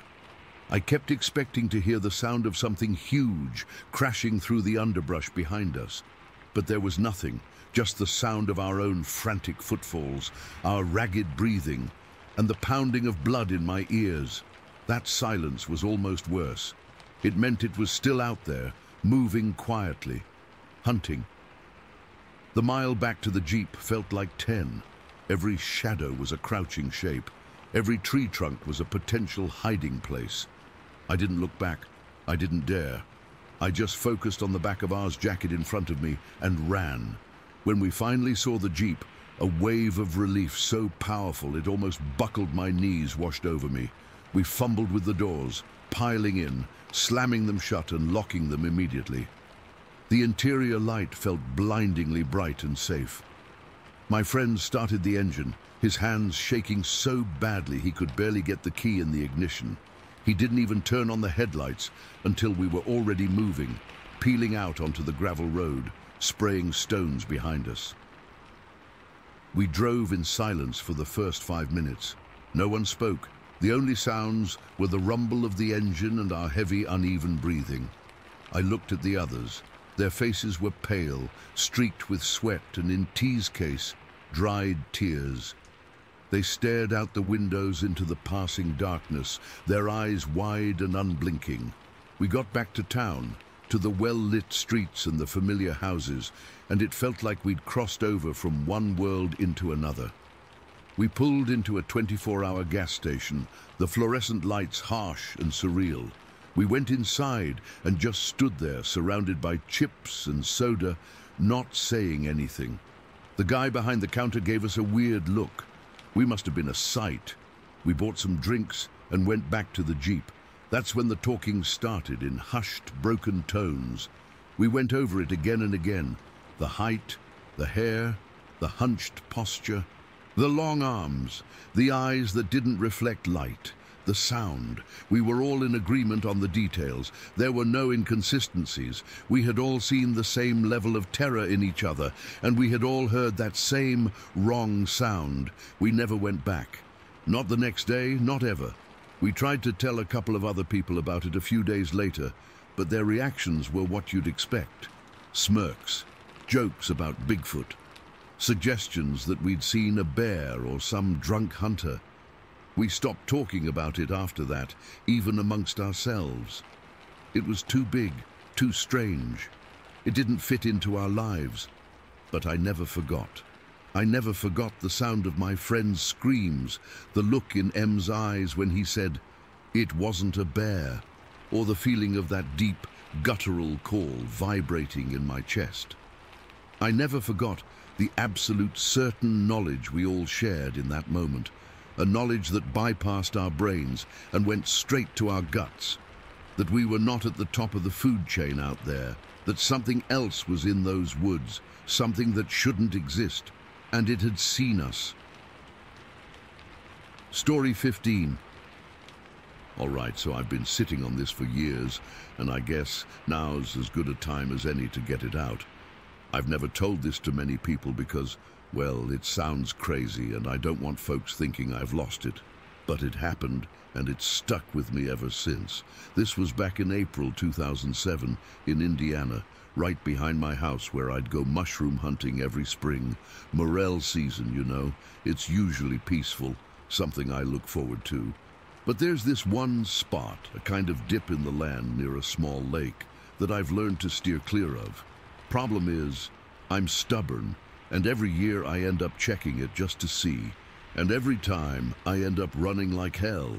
That day started like any other. It was a cool morning, the kind where the air feels fresh and damp and the sun's just starting to cut through the trees. I grabbed my basket and a walking stick, more out of habit than anything, and headed out. The woods behind my place are thick in parts, mostly oaks and maples, with this carpet of leaves from the previous fall. It's quiet in a good way at first, just birds chirping and the rustle of squirrels. I've been doing this for years, so I know the trails well, even the ones that aren't really trails anymore. I was making my way toward that spot, the one I always avoid. It's not far from the house, maybe a 20-minute walk if you take it slow. As I got closer, things started to feel off. The birdsong just stopped, not gradually, but all at once, like someone hit a mute button. I remember pausing, listening hard, and it was dead silent. No wind, no nothing. That's when the first twinge of nerves hit me. I've been in these woods 1,000 times, and silence like that isn't normal. It's like the whole forest was holding its breath. I tried to shrug it off, thinking maybe a predator was around, a coyote or something, but it felt different, heavier. I kept walking, my boots crunching on the leaves, and that's when I noticed it. This sense of being watched. It's hard to describe, but it was like eyes on the back of my neck, this prickling feeling that made the hair stand up. I glanced around, but there was nothing, just trees and shadows. I told myself I was being paranoid, that it was all in my head, but the feeling didn't go away, it got stronger. Then I heard the footsteps. At first I thought it was an echo of my own, but no, they were off to my left, maybe 30 feet away, just out of sight behind a thicket of bushes. They matched my pace perfectly. When I walked, they walked. When I stopped, they stopped. I froze for a second, heart thudding in my chest, and sure enough, the footsteps stopped too. I took a step, and there it was again, a heavy, deliberate crunch, like something big was moving through the underbrush. Not light like a deer. This was weighty like a person, but louder, more solid. Fear started to creep in then, real fear. My mouth went dry and I could feel my palms getting slick with sweat.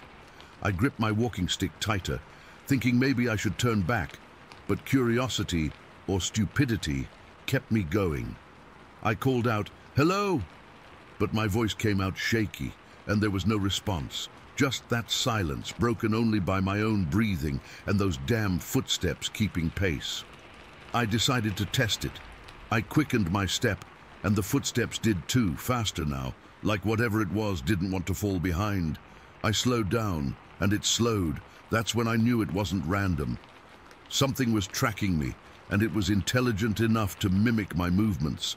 Every hair on my arms and neck was standing straight up, and a chill ran down my spine. I've never felt so exposed, so vulnerable. I was alone out there, and whatever this was, it wasn't friendly. I kept moving, my eyes darting around, trying to catch a glimpse. The woods were dense here with lots of cover, but I couldn't see anything, no movement, no shape, just that sound. Then, as I got closer to the lake, the water was maybe 50 yards ahead. The footsteps stopped altogether. For a second, I thought maybe it had given up, and I felt a flicker of relief. But that's when the rocks started. The first one whizzed past my head so close, I felt the air move. It made this sharp whistling sound before it smacked into a tree trunk behind me with a loud thud. I jumped, my heart hammering against my ribs. Another one came from the same direction, splashing into the lake with a loud plop, sending ripples across the water. Then another and another. They weren't hitting me, but they were close, landing a few feet away, kicking up dirt and leaves. It was like someone was throwing them with precision, aiming to scare me, not hurt me. I dropped to a crouch, my basket tipping over and mushrooms spilling out. I didn't care about them anymore. All I could think was, get out of here. The rocks kept coming, each one whizzing through the air, some hitting trees, others splashing in the water. They were big too. Fist-sized rocks that would have done serious damage if they'd connected. I could hear them thudding around me, and the sound was terrifying because it meant whatever was out there had hands, or something like them, and it knew how to use them. My legs felt weak, but I forced myself up and started running, not looking back, just bolting toward the way I came. The footsteps started up again, faster now, crashing through the brush like it was chasing me. I didn't stop to see what it was. I just ran, my breath coming in ragged gasps, branches whipping at my face and arms. I could hear it behind me, keeping up easily, and the rocks kept flying, one clipping a branch right above my head. I don't know how long I ran. It felt like forever, but eventually I burst out of the trees into the clearer area near my house. The footsteps stopped as soon as I hit the edge of the woods, like whatever it was didn't want to follow me into the open.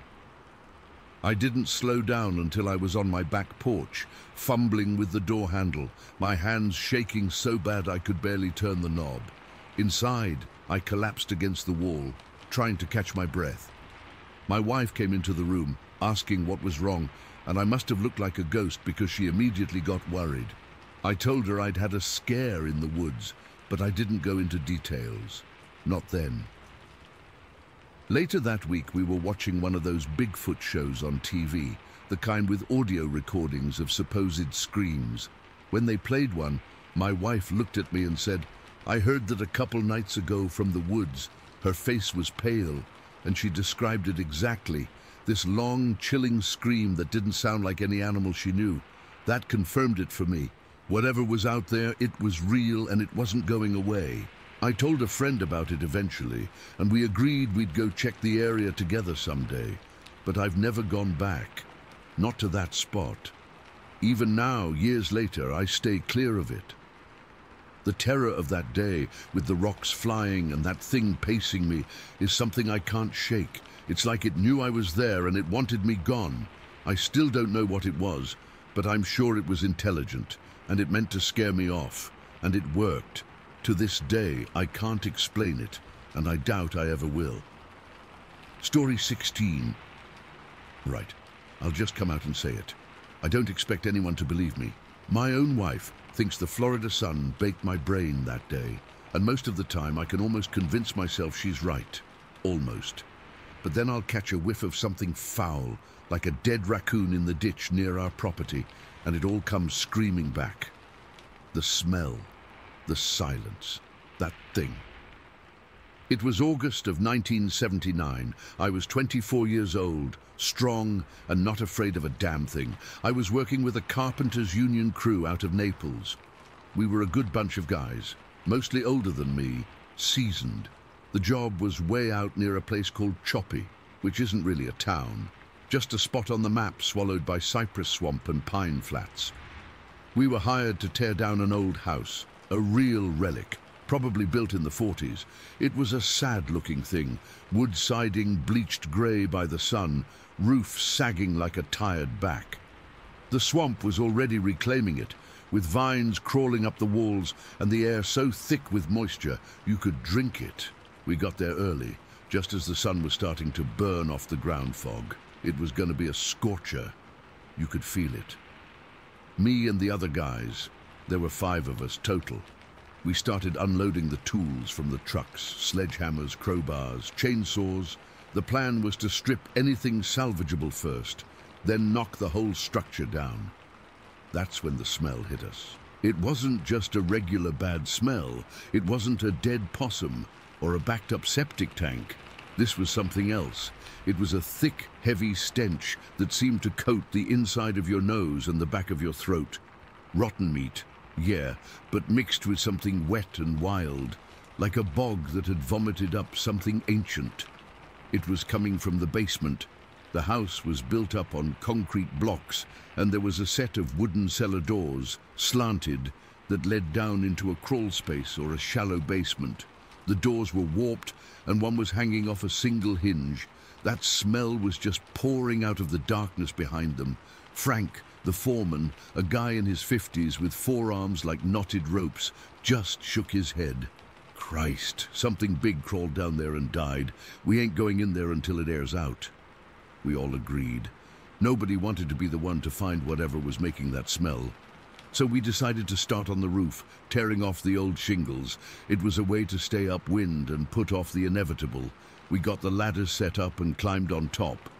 The roof was brittle and creaked under our weight, but it felt a hell of a lot better than being on the ground.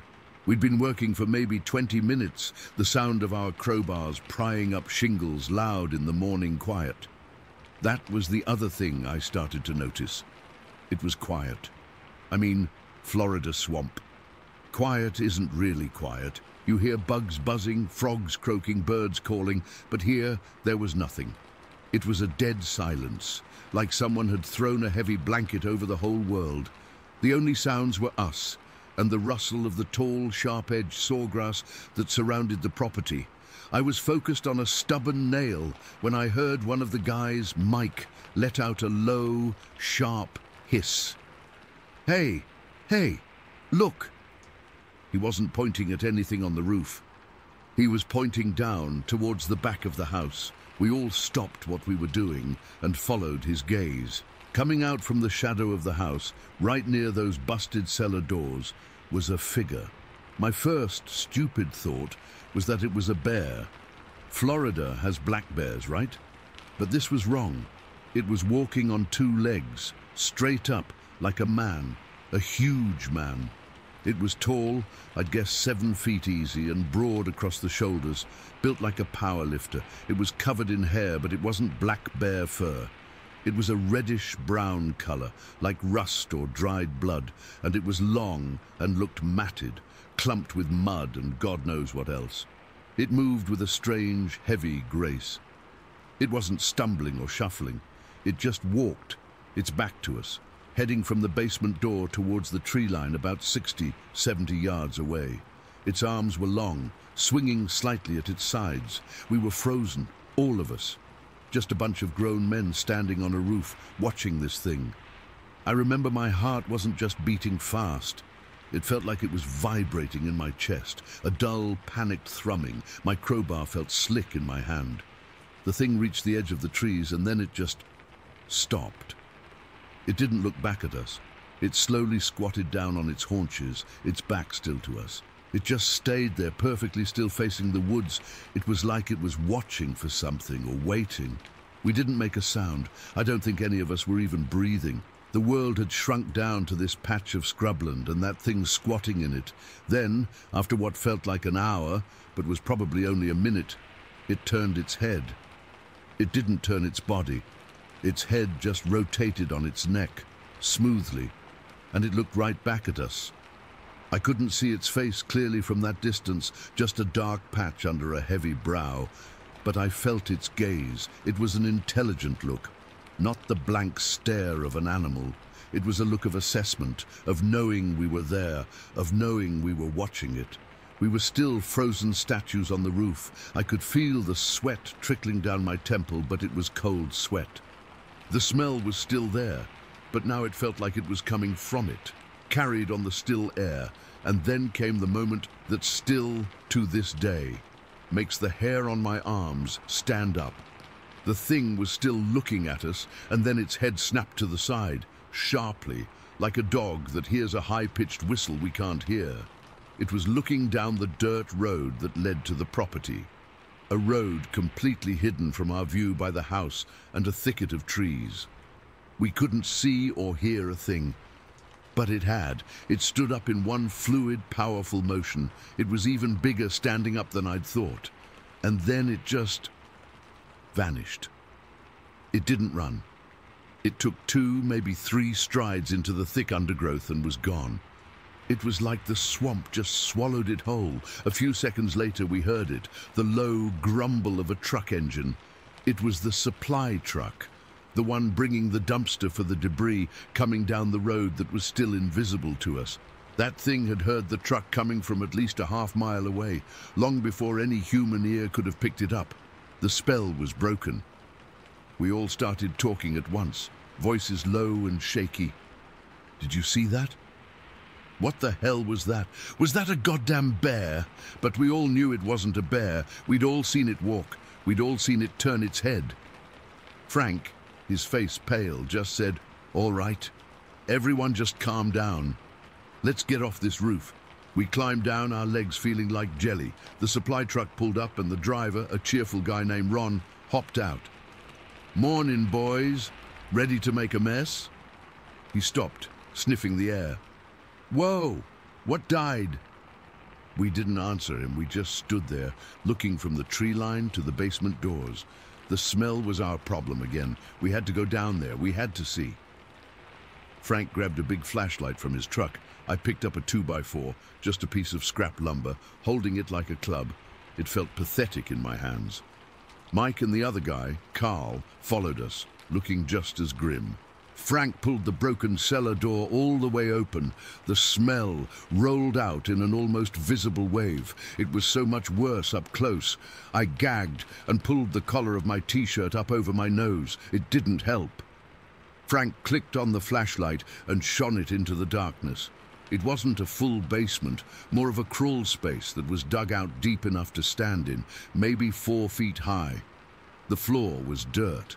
The beam of the flashlight swept across it, and we saw it. It was a nest, a big one.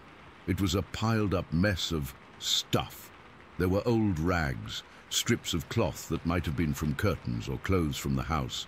There were piles of weeds and reeds, woven together in a crude sort of mat, and there was fur, clumps of animal fur from different things, rabbit, maybe deer, I don't know. It was all damp, filthy, and stank to high heaven. The whole area was trampled flat, a clear spot where this thing had been laying, but it was the details that got me. The things you wouldn't think to make up. There was a rusty old coffee can sitting to one side, tipped over. A few animal bones, picked clean, were scattered around the edge of the nest. One of the rags looked like it had been a floral print dress once. It was so domestic and so wrong at the same time. This wasn't an animal's den. It was a bed, a foul, disgusting bed, but a bed nonetheless. We didn't say a word. We just looked. The flashlight beam shook a little in Frank's hand. We backed out of there and Frank let the door fall shut with a thud. We stood in the yard, the five of us and the confused truck driver, not knowing what to do. We were carpenters. We had a job. What were we supposed to do? Call the police and tell them we saw the swamp ape and it made a nest. They'd have laughed us out of the county. Frank finally made the call. We do the job. We do it fast. We stay together. Nobody wanders off for anything. So we worked. We tore that house apart. We worked like men possessed. Not saying much, just throwing ourselves into the physical labor. The sound of the chainsaws and the crashing lumber was a relief. It drowned out the silence, but every few minutes, one of us would stop and glance towards the tree line. We all felt it. We were being watched. The feeling was a physical pressure on the back of my neck. I'd be prying up a floorboard, and I'd just get this cold certainty that something was standing just inside the wall of trees, its dark eyes on me. I'd spin around, heart in my throat, but there was never anything there, just the still, silent woods. We skipped lunch. We didn't stop. By late afternoon, the house was a pile of splintered wood and broken glass in the dumpster. We loaded our tools into the trucks faster than we ever had. The whole time, that feeling of being watched never went away. The silence never broke. No birds, no bugs, nothing. As we were getting ready to leave, I took one last look at the cellar doors, and I saw something I hadn't noticed before. The wooden doors were thick, maybe 2 inches of solid wood, and around the handle of the broken door, where the lock would have been, the wood was splintered, not rotted, but splintered, as if something had just grabbed it and ripped it until the hasp tore out of the frame. That wasn't the work of weather, that was strength. We drove out of there in a convoy, nobody wanting to be the last one on that road. I sat in the passenger seat of Frank's truck, staring out the window at the passing swamp. I didn't relax until we hit the paved road back to Naples. We never talked about it much after that. A few times over a beer, one of the guys would bring it up, and we'd all just get quiet. There was nothing to say. We all knew what we saw. I've spent 40-some years trying to explain it away. A bear with mange, a guy in a suit, a mass hallucination. But I keep coming back to the details.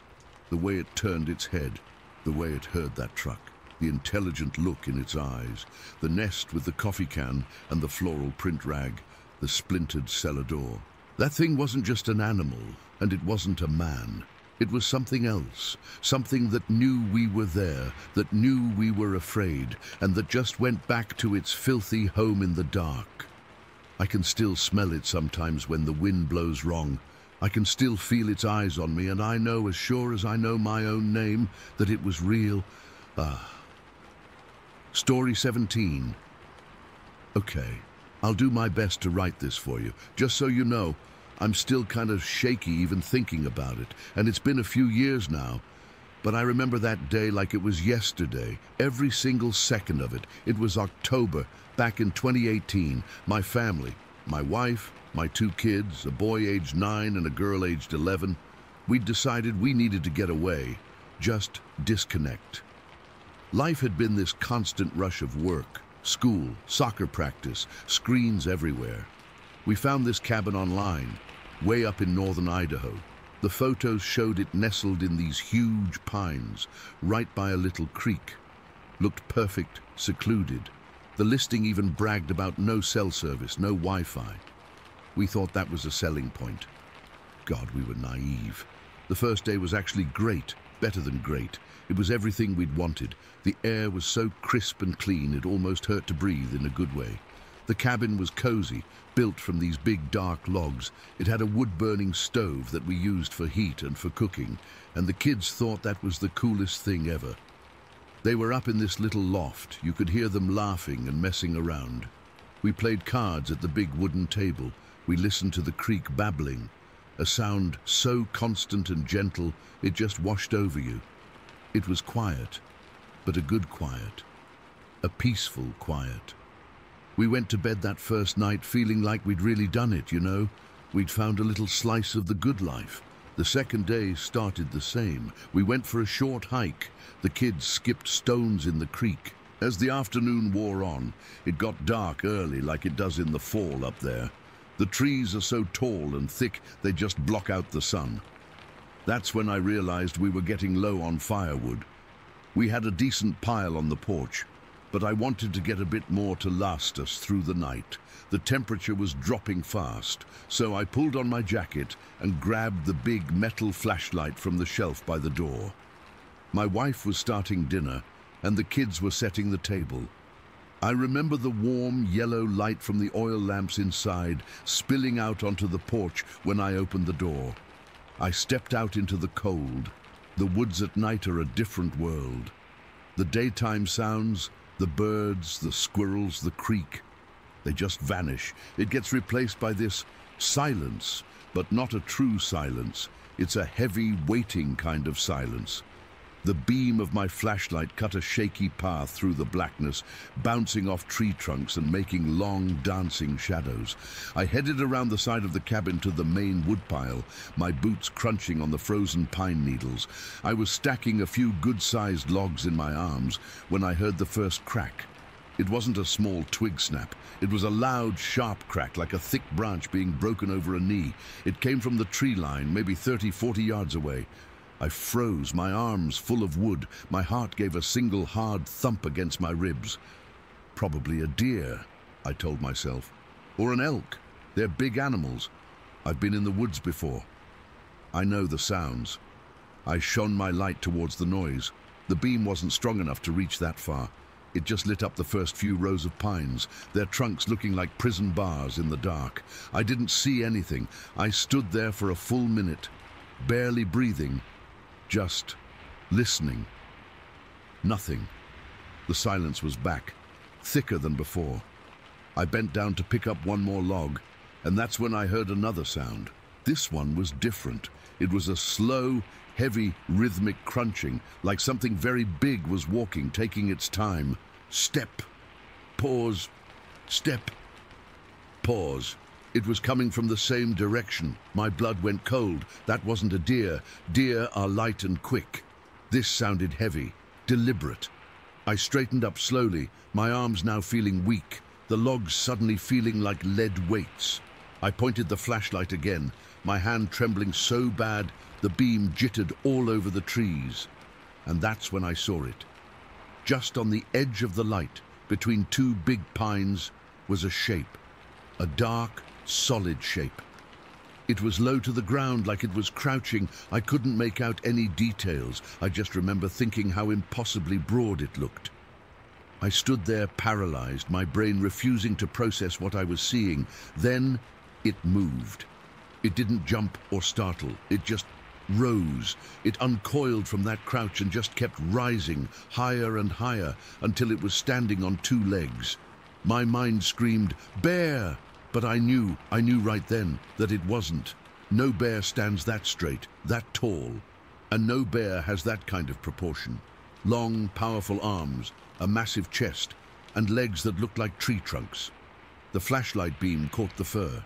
It wasn't black like a bear's. It was a dark, rusty, reddish brown, and it looked matted and thick. It was just standing there facing me. I couldn't see its face. The light was hitting its chest and lower body, but I felt it looking at me. I felt its attention like a physical weight. That's when the terror hit me. It wasn't just fear. It was this primal, gut-wrenching terror that comes from a place so deep inside you didn't even know it was there. It was the fear of being prey. I dropped the logs. They crashed to the ground, one bouncing off my foot, but I didn't even feel it. I turned and I ran. I've never run like that in my life. It was a blind, panicked sprint for the porch. The distance, maybe 15 yards, felt like a mile.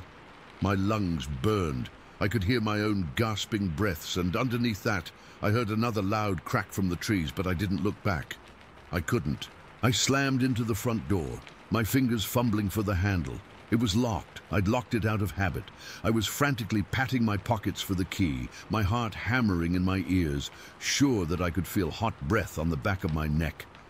I found the key, my hands shaking so violently I could barely get it into the lock. I finally turned it, shoved the door open, and fell inside, scrambling back and kicking the door shut with both feet.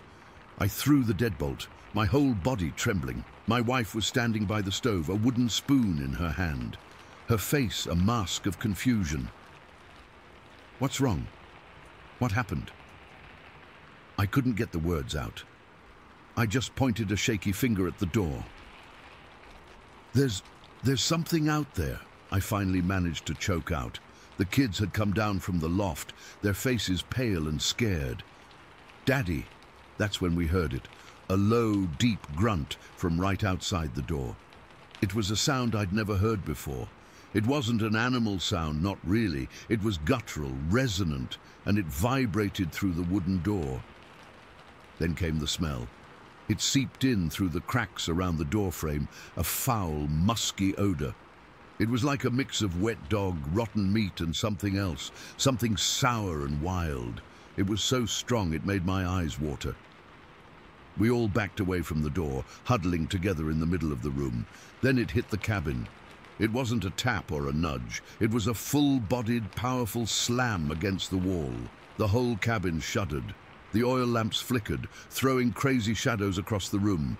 My daughter screamed and buried her face in my wife's side. My son just stood there, his eyes wide with pure terror. Bam! It hit again, this time on the other side of the front wall. We could hear the logs groaning under the impact. It was testing the structure, moving around us. We could hear its heavy footsteps on the porch. Thump, thump, thump. Then there was a sound of splintering wood. It had just swiped at the porch railing and shattered it. I could see pieces of it fly past the window. For what felt like an hour, it just circled us, slamming into the walls, pounding on the roof once, a heavy, jarring thud that rained a little dust down on us, and grunting that same low, horrible grunt. The smell was everywhere, choking us. We were prisoners. We couldn't go out. There was no phone. We were just trapped in this little wooden box with this thing trying to break its way in. The peak of the horror, the moment that is burned into my brain forever, happened a while later. It had gone quiet for a few minutes. The silence was almost worse than the noise. We were all holding our breath, listening. Then a shadow fell over the main window. It was there. It pressed itself against the glass. The window was next to the front door, and it was a single pane, not very big. This thing filled it. Its upper body was pressed against the window, and it brought one of its hands up and placed it flat on the glass. I saw its hand. It was huge, covered in the same dark, rust-colored hair, but the palm was a darker, leathery color. The fingers were long, too long, and thick. They splayed out against the glass, and then I saw its face. It had a heavy, pronounced brow ridge, but underneath that were its eyes. They weren't black. They weren't animal eyes. They glowed. It's the only word for it.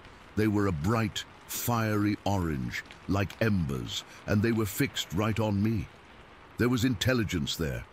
Not human intelligence, but a deep, ancient, predatory awareness. It knew we were in here. It knew we were terrified. Its mouth was partly open, and I could see its teeth, big and blocky. It just stared in at us, its hot breath fogging the glass for a second before clearing. I was frozen, locked in that orange gaze. My kids were sobbing quietly. My wife had her hands over her mouth, her own tears streaming down her face. We were looking at a myth. We were looking at a monster from a campfire story, and it was real, and it was right there, separated from us by a quarter-inch of glass. It stayed like that for maybe a minute, just watching us. Then it pushed off from the window and let out a sound that I will hear on my deathbed. It wasn't a roar. It was a scream, a high-pitched, piercing, ululating scream that was full of rage and frustration. It felt like it was drilling right into my skull. The windows vibrated with the force of it. After that scream, the assault started again, even more furious. It was like we had angered it by existing. It slammed into the door over and over, and I was genuinely afraid the deadbolt would tear right out of the frame. We moved to the back of the cabin, as far from the doors and windows as we could get, and we just sat there on the floor, huddled together, listening to our home being torn apart around us. I held my family, and I prayed for the first time since I was a kid. I just prayed for the sun to come up. The attacks started to slow down after a few more hours. The slams became less frequent. The footsteps on the porch sounded heavier, slower. The smell began to fade. We just sat there in the dark, too scared to move, too scared to even speak. We listened as the sounds moved away from the cabin, back towards the tree line. And then, there was nothing. The first hint of grey light started to filter through the windows. Dawn. We didn't move until the sun was fully up, casting weak golden light into the wreckage of our cabin. The porch was a mess. The railing was gone. The front door was scarred with deep gouges in the wood. I forced myself to go to the window and look out. The property was trashed, and everywhere in the soft, wet earth around the cabin were footprints. I put my boots on, my hands still shaking, and went outside. The footprints were massive, long like a human's, but so much bigger they were sunk deep into the ground. I followed them with my eyes. They came out of the trees, circled the cabin over and over, and then went back into the woods.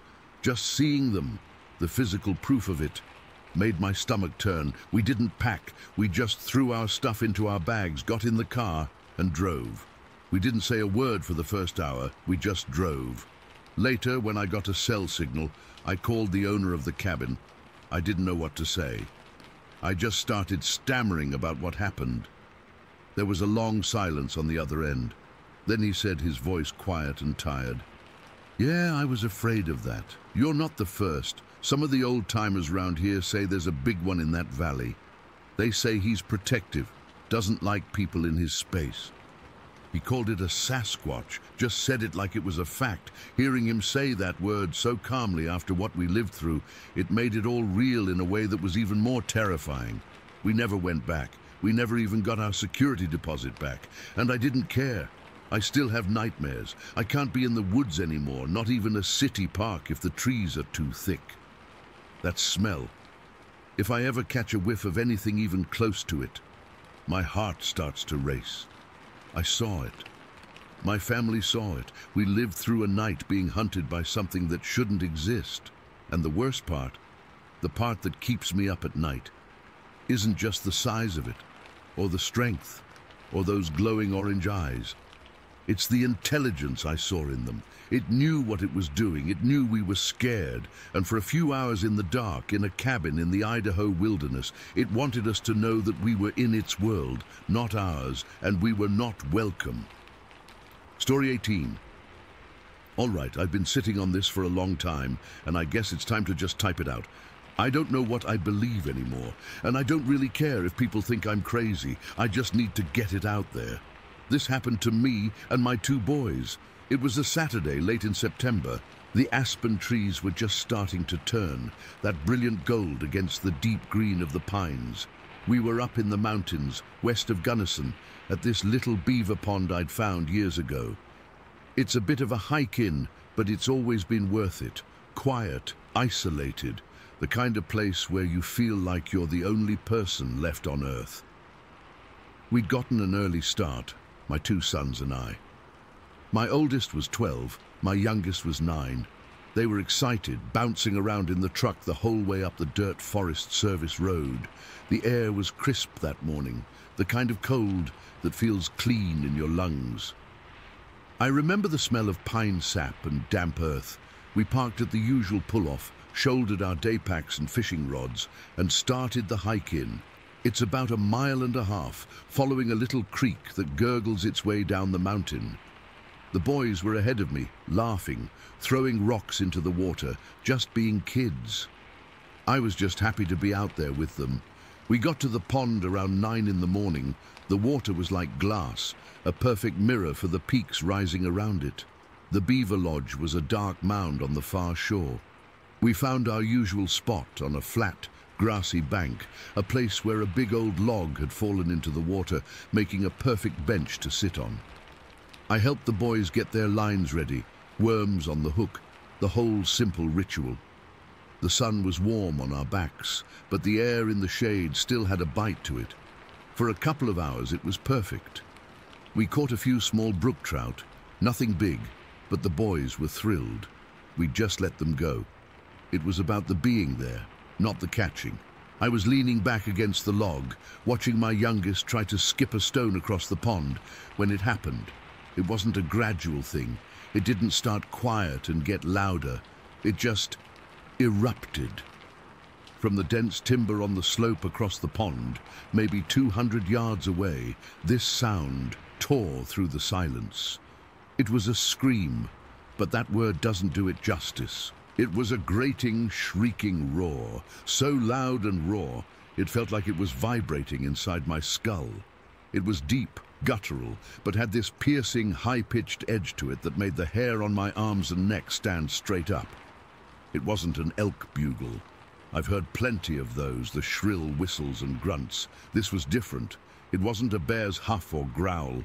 This was a vocalization, a scream of pure, undiluted, I don't know, power and threat. There was an intelligence in it, a fury that felt directed. The sound lasted for maybe 4 or 5 seconds, and then it cut off. The silence that followed was even heavier, more oppressive than before. The forest had gone completely dead quiet. No birds, no squirrels chattering, nothing, just the faint whisper of the wind in the highest branches. I looked at my boys. Their faces were frozen, eyes wide, mouths open. My youngest had dropped his stone. My oldest was just staring at me, his fishing rod held loosely in his hand.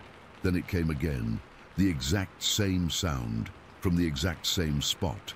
That grating, window-rattling scream. It felt even louder this time, if that was possible. My heart wasn't just beating fast. It was slamming against my ribs, a frantic panic drum. I could feel the blood drain from my face. My hands were cold. This wasn't curiosity. This was a primal knee-jerk terror. My first thought wasn't, what is that? It was, that thing is big, and it is pissed off, and it is too close to my children. The second scream stopped. Another pause. This one felt longer. I could hear my own breathing, shallow and quick. I looked at the trees across the pond. They were a solid wall of green and shadow. I couldn't see a damn thing in there.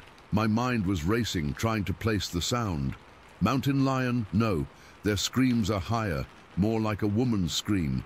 A bull elk in rut can be loud, but it's a melodic whistling sound, not this guttural tearing noise.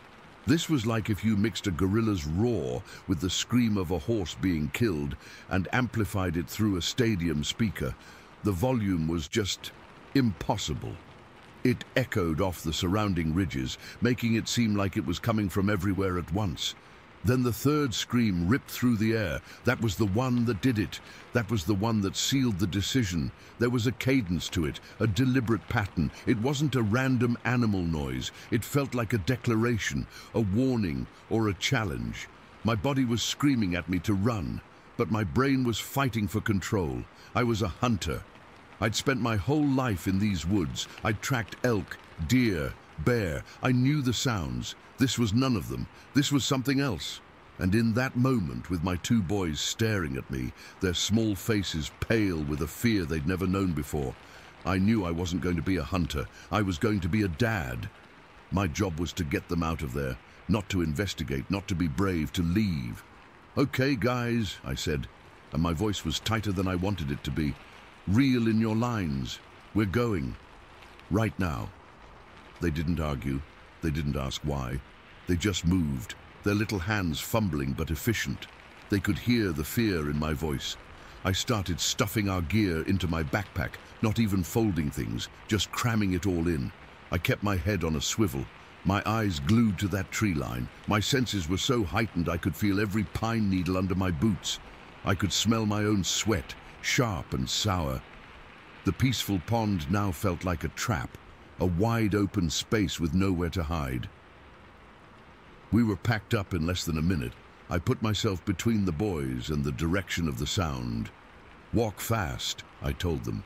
"Don't run, but walk fast. Stay right behind me." I slung the pack on one shoulder, keeping my other arm free. I didn't have a gun. I never carried one fishing. I felt naked, exposed. Every few steps I'd glance back over my shoulder at the tree line. Nothing moved. The forest was still dead silent. That was almost worse. Whatever had made that sound had commanded the attention of every living thing for a mile around. The hike out felt 10 times longer. Every snap of a twig, every rustle of leaves made my heart jump into my throat. I was hyper-aware of the forest around us, my eyes scanning the shadows between the trees, looking for any movement, any shape that was out of place. The boys were quiet, their earlier laughter completely gone. They just followed me, their small footsteps right on my heels. I could feel their fear radiating off them. I tried to project calm, but I was anything but calm.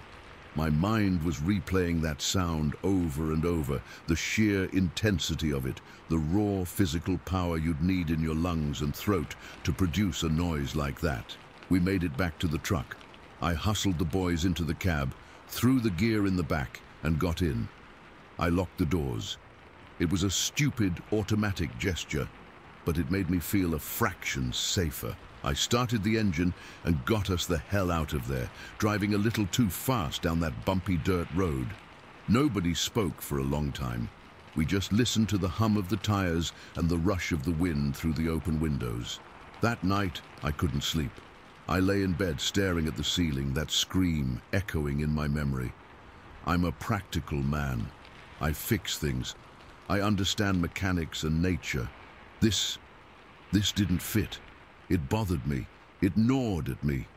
The fear from the day had faded, replaced by a burning, obsessive curiosity. I had to know. I had to go back. But I would never, ever take my boys back there. So the next morning, just after first light, I went back alone. The forest felt different in the early morning chill. The peace was back. But it felt fragile now. I parked in the same spot, shouldered a small pack with some water and a camera this time, and started the hike. My senses were on high alert again, but it was a different kind of alertness. This was a hunter's focus. I was looking for sign, for evidence. I had a can of bear spray clipped to my belt, and I kept my hand near it. I got to the pond. It was just as serene as it had been the day before, the water still like glass. I stood on our fishing bank and looked across at the slope where the sound had come from. It looked innocent in the morning sun. I took a deep breath and started around the edge of the pond, moving slowly, quietly. I wasn't going to go crashing through the woods. I was going to look for tracks, for broken branches, for anything. It took me a while to find a way up the slope. It was steeper than it looked from across the water, covered in thick undergrowth and deadfall. I moved in a slow, careful zigzag, my eyes scanning the ground. For the first hour, I found nothing. Squirrel tracks, deer tracks, a faint coyote trail. Nothing out of the ordinary. I was starting to feel foolish, like maybe the fear had gotten the better of me, and I'd imagined the whole scale of it. Then I came to a flat bench, about halfway up the slope. It was a small, level area, maybe 30 feet across, covered in a thick layer of pine needles and soft, dark soil. And there they were, a line of tracks. My breath caught in my throat. I stopped dead, my eyes following the line. They were huge, I mean unbelievably huge. I knelt down next to the first one. It was old, the edges softened by time and maybe a little rain, but the impression was clear. It was a footprint, a bipedal footprint. It was at least 16 inches long. I pulled out a small tape measure from my pack to be sure. 16 inches from the back of the heel to the tip of the toes. It was wide too, 8 inches across the ball.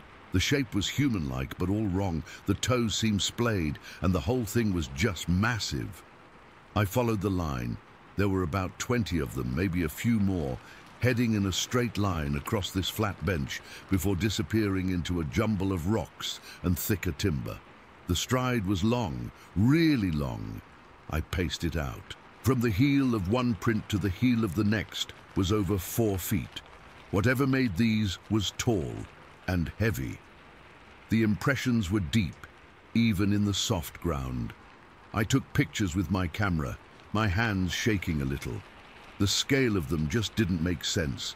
A bear's back foot can be long, but it's narrower, and the claws leave marks. These had no clear claw marks. They were just these vast, rounded impressions. I tried to rationalize it. A hoax? Out here? Who would go to the trouble of carving 20-something giant feet and then stamp them in a straight line on a remote hillside nobody ever visits? It made no sense. And the timing, they were old, weathered. They'd been here before we heard the scream. I spent the rest of the morning searching that whole area. I found nothing else. No hair, no scat, no more tracks. Just that one, clear, impossible trail. I avoided going deeper into the timber where the tracks led. The curiosity was still there, a burning itch, but the memory of that scream was stronger. I wasn't equipped for a direct encounter. I didn't want one. I finally packed up and hiked out, my mind reeling. As I drove home, other memories surfaced, things I'd pushed aside for years. My parents, back in 1990, they were staying at a friend's place near Lake Fork Ranch. They swore they saw a large, black, upright creature moving through the trees at dusk. Just a dark, massive shape, gone in a second. I chalked it up to a shadow, a trick of the light. Then there was my cousin, the next year, 91. He and his wife were camping in their RV up near Taylor Park. Something rocked the whole vehicle in the middle of the night, hard, like a giant had shoved it. They thought it was an earthquake until they got out and found nothing. No bears, no people, just deep, silent night. I'd always dismissed those stories, written them off, but sitting in my truck with the image of those 16-inch tracks burned into my brain, they didn't seem so crazy anymore. They were pieces of the same puzzle, a puzzle I never wanted to solve. I never went back to that beaver pond.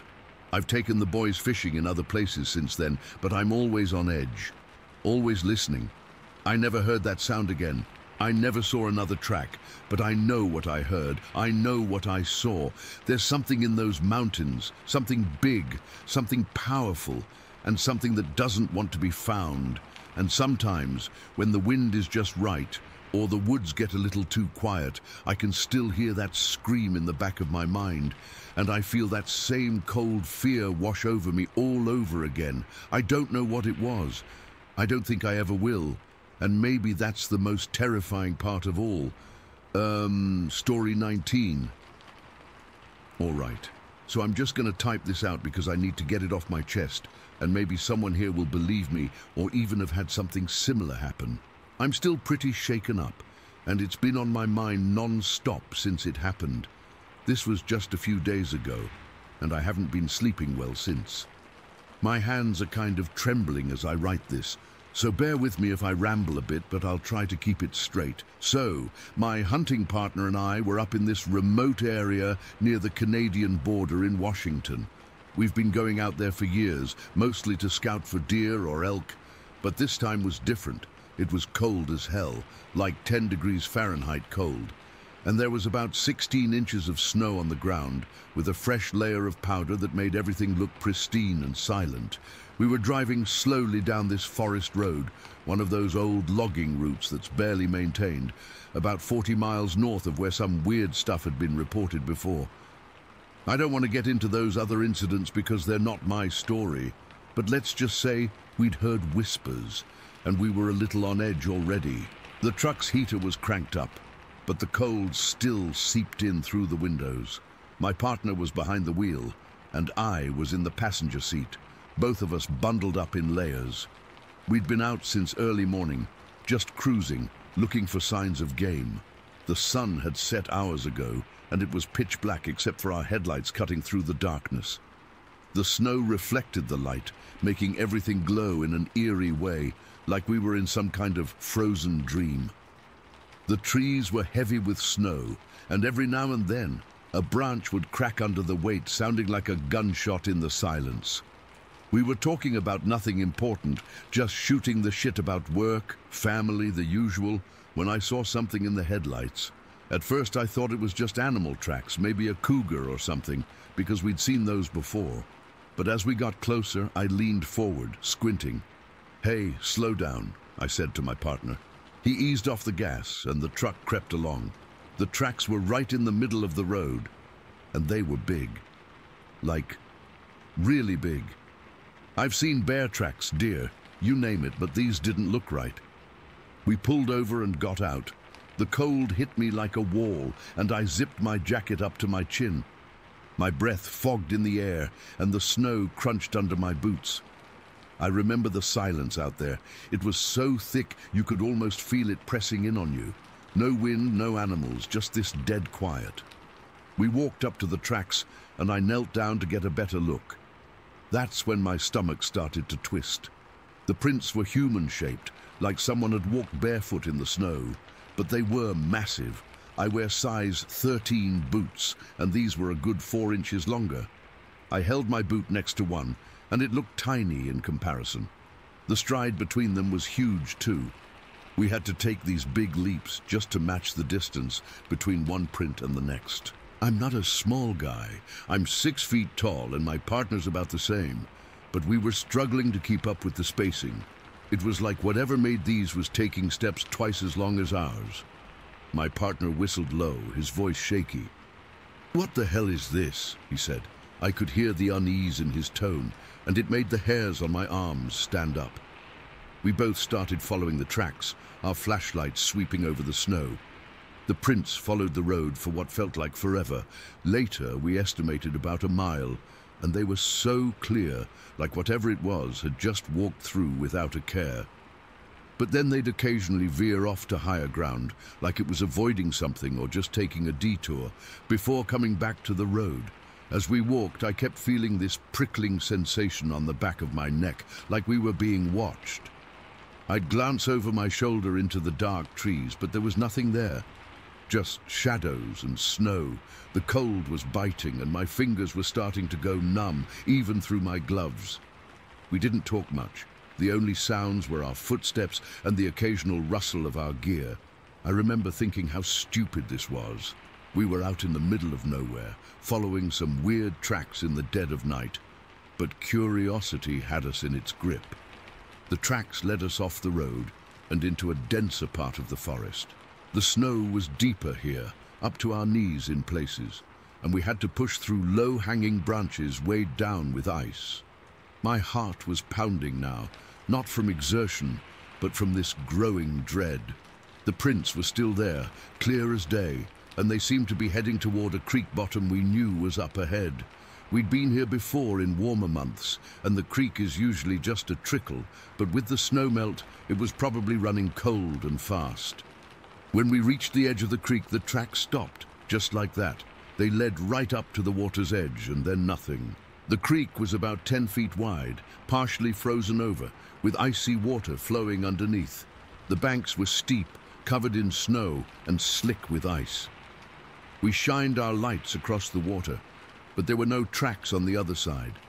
Nothing. It was like whatever made them had just vanished. That's when it hit me.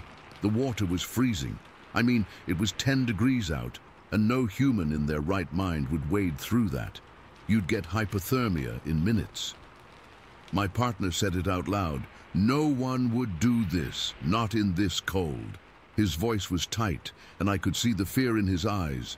We both stood there, staring at the water, and that's when the full weight of what we were dealing with sank in. This wasn't some animal or a person playing a prank. The size of the tracks, the stride, the fact that it went into icy water, it all pointed to something not human. I've always been a skeptic about this kind of stuff, Bigfoot or Sasquatch or whatever you call it, but in that moment I felt this cold certainty wash over me. Something large and bipedal was out there, and it had been walking right where we were. The silence around us felt heavier now, oppressive. I started scanning the trees again, my flashlight beam shaking in my hand. Every shadow seemed to move. Every rustle made me jump. My skin was crawling, and I could feel the adrenaline pumping through me. We were both armed. We had rifles for hunting, but suddenly they felt useless. What good is a gun against something you can't see, something that doesn't leave a trail? We decided to head back to the truck. The walk back felt twice as long. Every sound, the crunch of snow, the creak of a tree, made my heart race. I kept expecting to see something emerge from the darkness, but there was nothing, just the endless white and black of the forest. When we finally reached the road and saw the truck's headlights in the distance, I almost ran toward it. We got in, slammed the doors, and my partner started the engine. The heater blasted warm air, but I was still shivering. We didn't speak for a few minutes, just sat there, breathing heavily. Then he turned to me and said, "We need to get out of here." I nodded, and we drove off. Not too fast, but with this urgency, like we were being chased. The whole drive back, I kept looking in the rearview mirror, half expecting to see a pair of eyes glowing in the dark. But there was nothing, just the empty road behind us. We didn't talk much.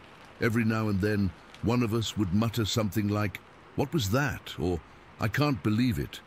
But mostly we were lost in our own thoughts. When we got back to town, we stopped at a diner to warm up and try to process what happened.